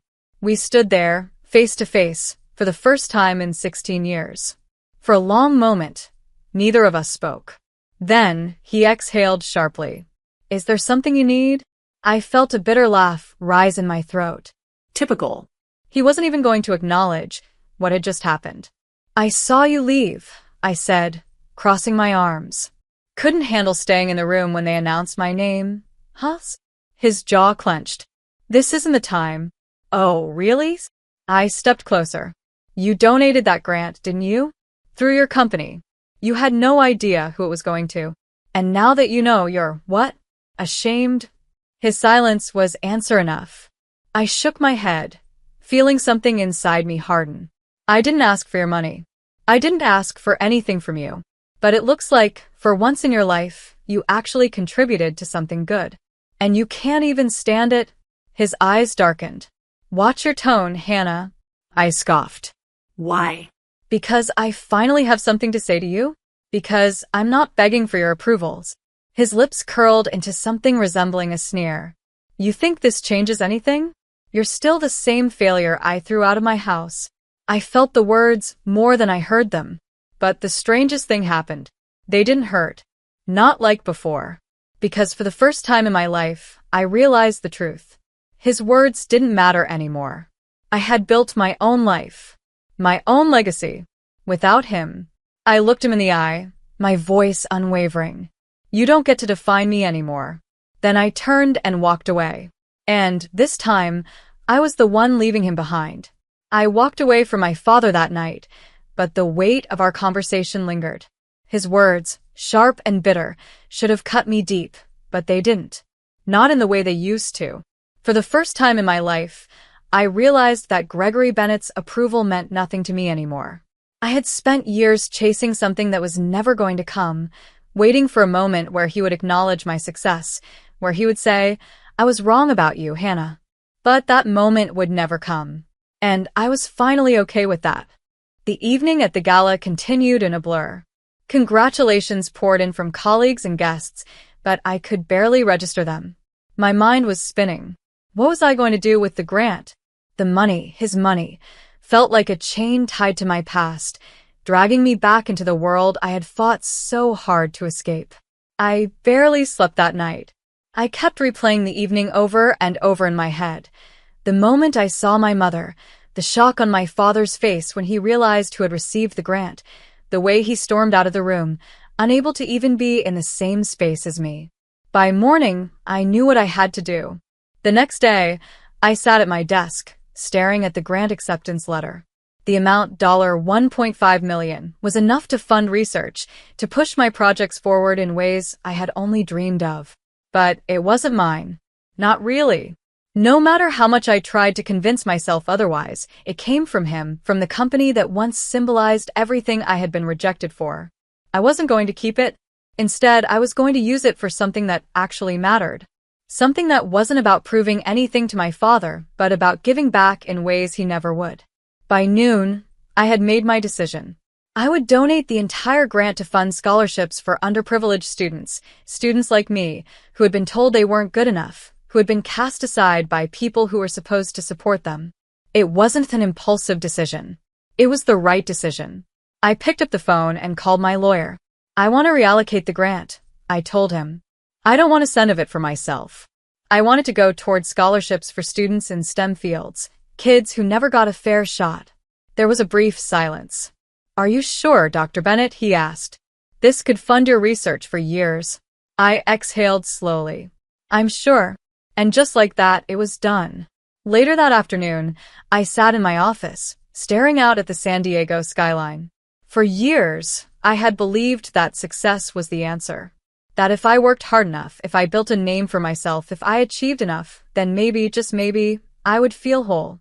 But it wasn't success that had given me closure. It was letting go. Letting go of the need for validation. Letting go of the idea that my parents' approval would somehow change anything about who I was. Letting go of the pain that had anchored me to them for so long. That evening, as I left the university and stepped out into the cool California air, my phone buzzed. A call from Aunt Vivian. She was the only one in my family who had ever supported me. The only one who had called on my birthdays, who had sent me letters while I was struggling through school, who had never made me feel like a disappointment. I answered. "Hey, Aunt Viv. I heard about what you did, Hannah." Her voice was soft, filled with something that sounded like pride. "The donation. The scholarships." I smiled faintly. "Yeah." It felt like the right thing to do. She paused for a moment. "I hope you know how proud I am of you. Not just for this, for all of it." Something inside me cracked. Maybe it wasn't the validation I had spent years craving, but this quiet, genuine acknowledgement from someone who actually cared meant more than anything my parents could have ever given me. "Thank you," I whispered. For the first time in a long time, I felt free. But I should have known it wasn't over yet. Because the next morning, I got a message from an unknown number. One sentence. "We need to talk." And I knew exactly who it was. I stared at the message on my phone. "We need to talk." No name. No context. But I knew exactly who it was. I should have ignored it. After all, what was left to say? I had made my decision. I had walked away. But something inside me, maybe curiosity, maybe a lingering ghost of my past, made me reply. "Where?" The response came almost immediately. "My office. 1 hour." I took a deep breath, gripping my phone tightly. My father never asked for meetings. He commanded them. He had spent his whole life expecting people to fall in line. And for years I had. Not anymore. An hour later, I stepped into the towering glass building that housed Bennett Agritech. The receptionist didn't need to ask who I was. She simply motioned toward the elevator. I rode it up in silence, my heart steady, my mind clear. When the door slid open, I found myself in a sleek, intimidating office. Floor-to-ceiling windows overlooked downtown San Diego. And behind a massive mahogany desk, Gregory Bennett sat, staring at me like I was an inconvenience he hadn't quite figured out how to eliminate. "Hannah," he said. I didn't sit. "Why am I here?" He exhaled sharply, rubbing his temple. "I assume you already know the reason. If this is about the grant, I donated it," I said flatly. "It's funding scholarships for students who actually need it." Something flickered in his expression, anger, maybe, or disbelief. "You gave it all away?" "Yes." He leaned back, his jaw tightening. "That money could have funded your research. You could have used it to build something bigger." I tilted my head. "And that's what bothers you, isn't it? Not that I got the grant, but that I refused to keep your money."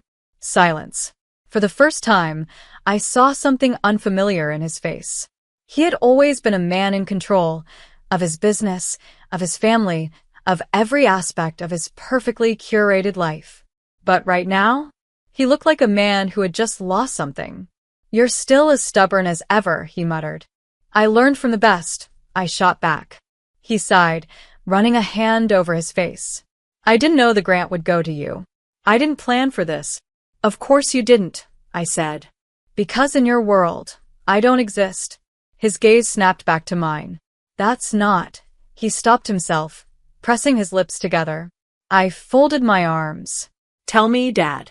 "When they announced my name, when you realized your company had funded my success, what did that feel like?" He didn't answer immediately. Instead, he stood, walking to the window, staring down at the city below. Finally, he spoke. "You remind me too much of her." I frowned. "Who?" "Vivian." I blinked. "Aunt Vivian?" He nodded. "She was always reckless, always refusing to follow the rules, making life harder for herself." He let out a bitter chuckle. My father hated her for it. And I never understood her either. Until you. I swallowed hard. So that's it? You threw me out because I wouldn't become the version of me you wanted. His silence was answer enough. I shook my head, letting out a small, humorless laugh. You never cared, did you? About my struggles, about what I went through after you kicked me out. You just cut me off like I was a mistake. He turned to face me then, and for the first time, I saw regret. Faint, buried deep, but real. I thought I was doing what was necessary, he admitted. You were weak, Hannah. You were falling apart, and I didn't know how to fix you. So I pushed you. I thought if I cut you off, you'd. He exhaled sharply. I thought it would make you stronger. I stared at him, stunned. You thought abandoning me would make me stronger? I whispered. That's not parenting, Dad. That's cruelty. He didn't argue, didn't defend himself. I shook my head. You don't get to take credit for the person I became. You didn't build me. You broke me. And I put myself back together. A long silence stretched between us. Then he spoke again, his voice quieter. And yet here you are, in my office. Speaking to me. I met his gaze, and for the first time in my life, I felt nothing but pity. Not because I need you, I said, but because I wanted to see if you had changed. I stepped back toward the door. But you haven't. He exhaled, rubbing his forehead. Hannah. No, I cut him off. There's nothing left to say. I turned and walked out. And this time, I knew I would never look back. A week later, I stood on the stage of San Diego University, addressing a room full of students. Students who, like me, had once been told they weren't good enough. Resilience isn't about proving people wrong, I said, looking across the crowd. It's about proving yourself right. The applause was thunderous. But the real victory wasn't in the sound. It was in the knowledge that I had finally let go. I had built my own path, and it was mine alone. I was paying $5,000 monthly to my jobless husband, but he demanded an extra $20,000 for a heavy bike. When I refused and told him to get a job instead of wasting my money, he became furious and hit me hard with a hurling stick. I was badly injured. Seeing me in that state, he panicked and ran away in fear. I swore revenge, but a sudden phone call changed my life forever. I never thought my life would turn out like this. If you had asked me 5 years ago, I would have told you that I was happily married to a man I loved, that I had a stable career, and that things were only going to get better. But life doesn't always go the way we plan, does it? When I first met Daniel, he was charming, ambitious, and full of dreams. We were young, in love, and eager to build a future together. I worked hard in marketing, climbing my way up the corporate ladder, while he explored different career opportunities. When he lost his job 2 years ago, I didn't think much of it. The economy was tough, and I believed in him. I told him not to worry, that I would handle our finances until he found something stable.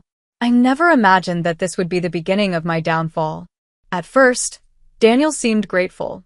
He assured me that he was looking for work, applying to jobs, and considering business ideas. I trusted him. After all, that's what a marriage is. Trusting your partner, supporting them when they need you. Every month, I gave him an allowance of $5,000, believing that it would help him get by while he figured things out. But months passed, and then a year, then another. And slowly, things started to change. Daniel stopped looking for work. He stayed home all day, sleeping late, watching TV, spending money like it was endless. I would come home exhausted from a long day at the office, only to find him lounging on the couch, ordering expensive takeout, buying gadgets, and making online purchases that we didn't need. I tried to talk to him about it, suggesting that he should at least consider getting a part-time job, but he always had an excuse. The market is bad. No one's hiring. I need time to figure out my next move. I started to feel more like a provider than a wife. But still I held on. I kept believing that this was just a rough patch, that Daniel would come around, that one day things would go back to normal. Then came the night that changed everything. It started with an argument, one of many we'd been having lately. But this time, it was different. That night, Daniel asked me for $20,000. He said he wanted to buy a heavy motorcycle, something he'd always dreamed of owning. I was in shock. I had been working tirelessly to keep us afloat, paying the bills, covering his expenses, and he had the audacity to ask me for more money, for something completely unnecessary? I refused. I told him no. I told him it was time he took responsibility for his own life, that I was done handing him money, while he did nothing. That was when I saw something in his eyes that I had never seen before, rage. Before I could react, he grabbed the nearest thing he could find, a hurling stick that he had kept from his college days. I didn't even have time to run. The next thing I knew, pain exploded through my body. He struck me hard, once, twice. I collapsed to the ground, clutching my side, gasping for breath. My head was spinning, my vision blurred, and all I could hear was my own heartbeat pounding in my ears. For a moment, Daniel just stood there, breathing heavily, looking at me. And then, as if reality had just hit him, he panicked.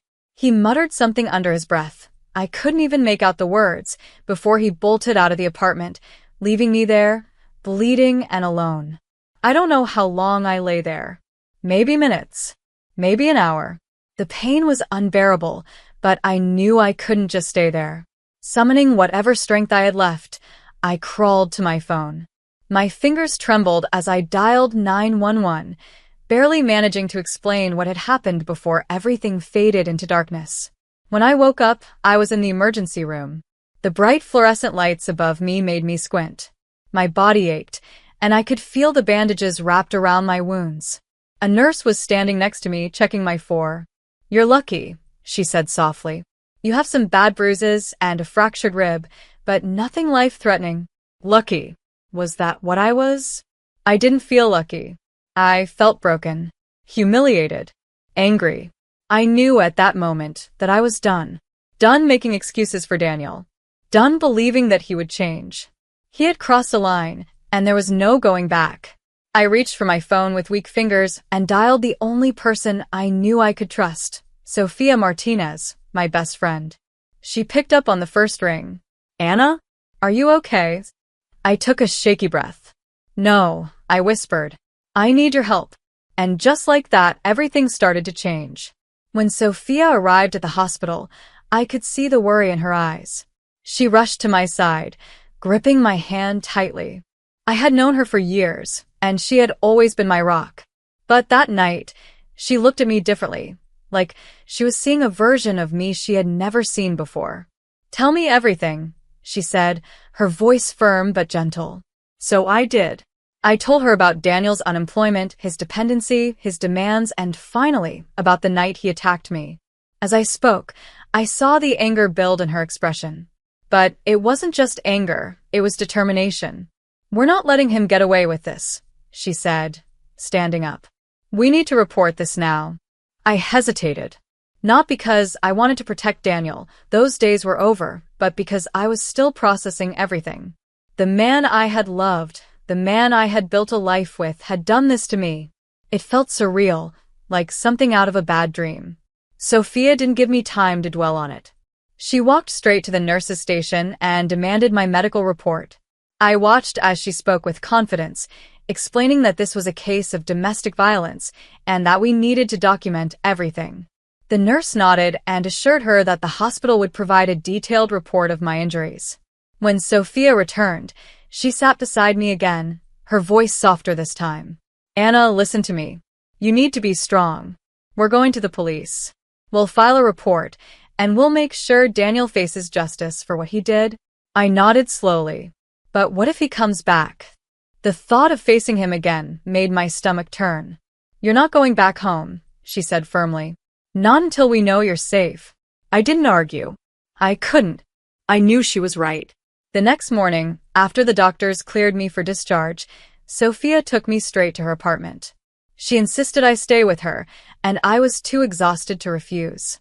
I had barely slept the night before, my mind replaying the attack over and over again. Every time I closed my eyes, I saw Daniel's face, twisted with rage, the hurling stick in his hands. But there was no time to wallow in fear.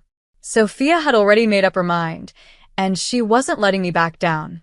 She called Officer James Reynolds, a police officer she knew from previous legal cases, and arranged for us to meet him at the precinct. When we arrived at the police station, I felt like my entire body was shaking. I had never been to a precinct before, never imagined I would be sitting there, filing a report against my own husband. Officer Reynolds was a tall, serious-looking man, but his voice was calm as he asked me to describe everything in detail. "Start from the beginning," he said, his pen ready to take notes. I took a deep breath and told him everything, just like I had told Sophia. As I spoke, I could see him nodding, listening carefully. When I got to the part about the attack, I felt my throat tighten, but I pushed through. I needed to do this. When I finished, he looked at me with understanding. "You did the right thing by coming here," he said. "We'll issue a warrant for his arrest. Do you have any idea where he might be?" I shook my head. "He ran after he attacked me. I don't know where he went." "Don't worry," Reynolds said. "We'll find him." After I signed my statement, Sophia handed over the medical report. It was detailed, listing every bruise, every injury, every piece of evidence that proved I had been assaulted. Officer Reynolds glanced over it and nodded. "This strengthens your case," he said. "With this, we can charge him with aggravated assault and domestic violence." Hearing those words made everything feel real. This was happening. Daniel was no longer just a problem I had to deal with on my own. The law was involved now. But even with the police on my side, I still felt uneasy. Daniel was out there somewhere and I didn't know what he was capable of. Sophia must have sensed my fear because she squeezed my hand. "We'll get through this," she said. "You're not alone, Anna." I wanted to believe that. That night, I lay awake in Sophia's guest room, staring at the ceiling. The pain in my ribs throbbed, but it wasn't just physical pain that kept me up. It was everything. Years of ignoring the signs, of making excuses, of believing that love was enough to fix what was broken. I had spent so long trying to hold on to a marriage that had already fallen apart. And for what? The next morning, Sophia walked into my room, already dressed and ready for action. "We have work to do," she said. "Work?" I asked, rubbing my tired eyes. "We're filing for divorce," she said. "And we're going to make sure Daniel never gets the chance to hurt you again." She had already spoken to a judge she knew, pulling every legal string she could to fast-track the process. "The moment they arrest him, we're serving him the divorce papers," she said. "You don't owe him anything, Anna. Not your money, not your time, and definitely not your silence." I swallowed hard. I had dreamed of a life with Daniel, but that dream had turned into a nightmare. And now I was finally waking up. For the first time in years, I felt like I was taking control. The days that followed were a blur of emotions, fear, anger, determination. Every time my phone rang, my heart raced, afraid it would be news that Daniel had found me. But Sophia kept reminding me that I was safe, that the police were handling everything. I focused on the legal process. Sophia wasted no time filing for divorce. She worked late nights, making sure every document was in order, ensuring there were no loopholes Daniel could use against me. I sat beside her, watching her type furiously on her laptop, feeling grateful to have someone like her in my corner. "This isn't just about ending your marriage," she said one night. "This is about setting yourself free. You've given him enough of your life. No more." I nodded, but deep down I wondered if it was truly over. Daniel was still out there. He had hurt me once, and I knew he was capable of worse. What if he came back? What if he tried to make me pay for going to the police? Then one evening, my fears became real. Sophia and I had just returned from a meeting with her legal team. As we stepped into her apartment building, my phone vibrated in my pocket. I pulled it out, and my breath caught in my throat. It was an unknown number, but I knew. I just knew. With shaky fingers, I answered. "Anna." His voice sent a shiver down my spine. It was low, controlled, but I could hear the rage underneath. "You think you can do this to me? You think you can turn the police against me, file for divorce, and just walk away?" I gripped the phone tightly. "You made that choice the moment you raised your hand against me, Daniel." My voice was steadier than I expected, but my hands trembled. He let out a bitter laugh. "You're making a mistake. You know I can make your life miserable. I closed my eyes, inhaling sharply. You already did. Before he could say anything else, I hung up. My entire body felt cold. I turned to Sophia, who had been watching me closely. Was it him? She asked. I nodded. He knows. She didn't hesitate. She grabbed her phone and called Officer Reynolds. He just contacted her, she said, her voice sharp with urgency. Trace the number. Find him. That night, I barely slept. Every sound outside made me flinch. Every shadow felt like a threat. I knew Daniel. He wasn't the type to just disappear quietly. He would try to fight back. The next morning, I got another call, but this time, it was from Officer Reynolds. We found him. I felt a strange mix of relief and fear. Where? Hiding at a friend's house outside the city, he said. We've issued a warrant for his arrest. It's only a matter of time before we bring him in. I exhaled, but my heart still pounded. What happens next? Once he's in custody, we'll move forward with the charges. Stay put, Anna. We'll handle this. I hung up and turned to Sophia, who was already watching me expectantly. They're going to arrest him, I said. Her lips pressed into a tight smile. Good. Now we wait. The waiting was the hardest part. Hours passed, then a day. I kept expecting another call, another threat. But instead, late the next evening, my phone buzzed with a message from Reynolds. We have him. He's in custody. He won't be able to hurt you anymore. I stared at the message, my hands trembling. It was over. Daniel was behind bars. But even then, I didn't feel safe. Not yet. Sophia didn't waste a second. The moment we had confirmation of his arrest, she made sure Daniel was served with the divorce papers while sitting in his holding cell. She wanted to make it clear there was no coming back from this. The next day, I was asked to come in and give an official statement. Walking into that police station felt surreal. The last time I had been there, I had been a victim, shaking with fear. But this time I was different. I was ready. Officer Reynolds greeted me with a nod. You're doing the right thing, Anna. I sat down and answered every question they asked. I recounted the attack, the years of emotional abuse, the financial control he had over me. Every word felt like a weight being lifted off my chest. When I finished, Reynolds leaned forward. Daniel is being charged with multiple offenses, domestic violence, aggravated assault, and now, with the threats he made over the phone, we're adding intimidation to the list. I nodded slowly. What's going to happen to him? He'll have his day in court, but with the evidence we have, it won't end well for him. I should have felt relieved. But instead, I just felt tired. As Sophia and I left the station, she turned to me. You did it, she said softly. You fought back. I swallowed hard. Then why doesn't it feel like I won? She reached out and squeezed my hand. Because it's not just about winning, Anna. It's about healing. And that takes time. I knew she was right. The battle was over, but the scars remained. Now I had to figure out what came next. The day of the trial arrived faster than I expected. Sitting in the courtroom, I felt a strange mixture of emotions, fear, anger, but most of all, determination. I had spent years being controlled, manipulated, and hurt by Daniel. But today, I was standing up for myself. Today, I was going to make sure he paid for what he had done. Sophia sat beside me, her presence a quiet reassurance. She had been relentless in building my case, ensuring that every piece of evidence was accounted for, the medical reports, my police statement, the recorded threats he had made over the phone. It was all there, laid out for the court to see. When Daniel was brought in, I felt my breath catch.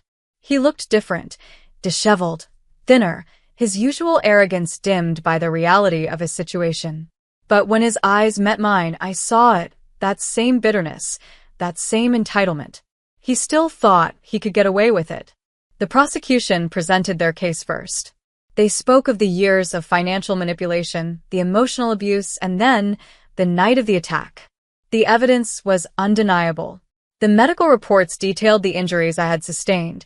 The police records confirmed his attempt to flee, and the call recordings proved that even after his arrest, he still tried to intimidate me. When it was my turn to testify, I took a deep breath and walked to the witness stand. I had thought I would be afraid, that seeing him there would weaken me.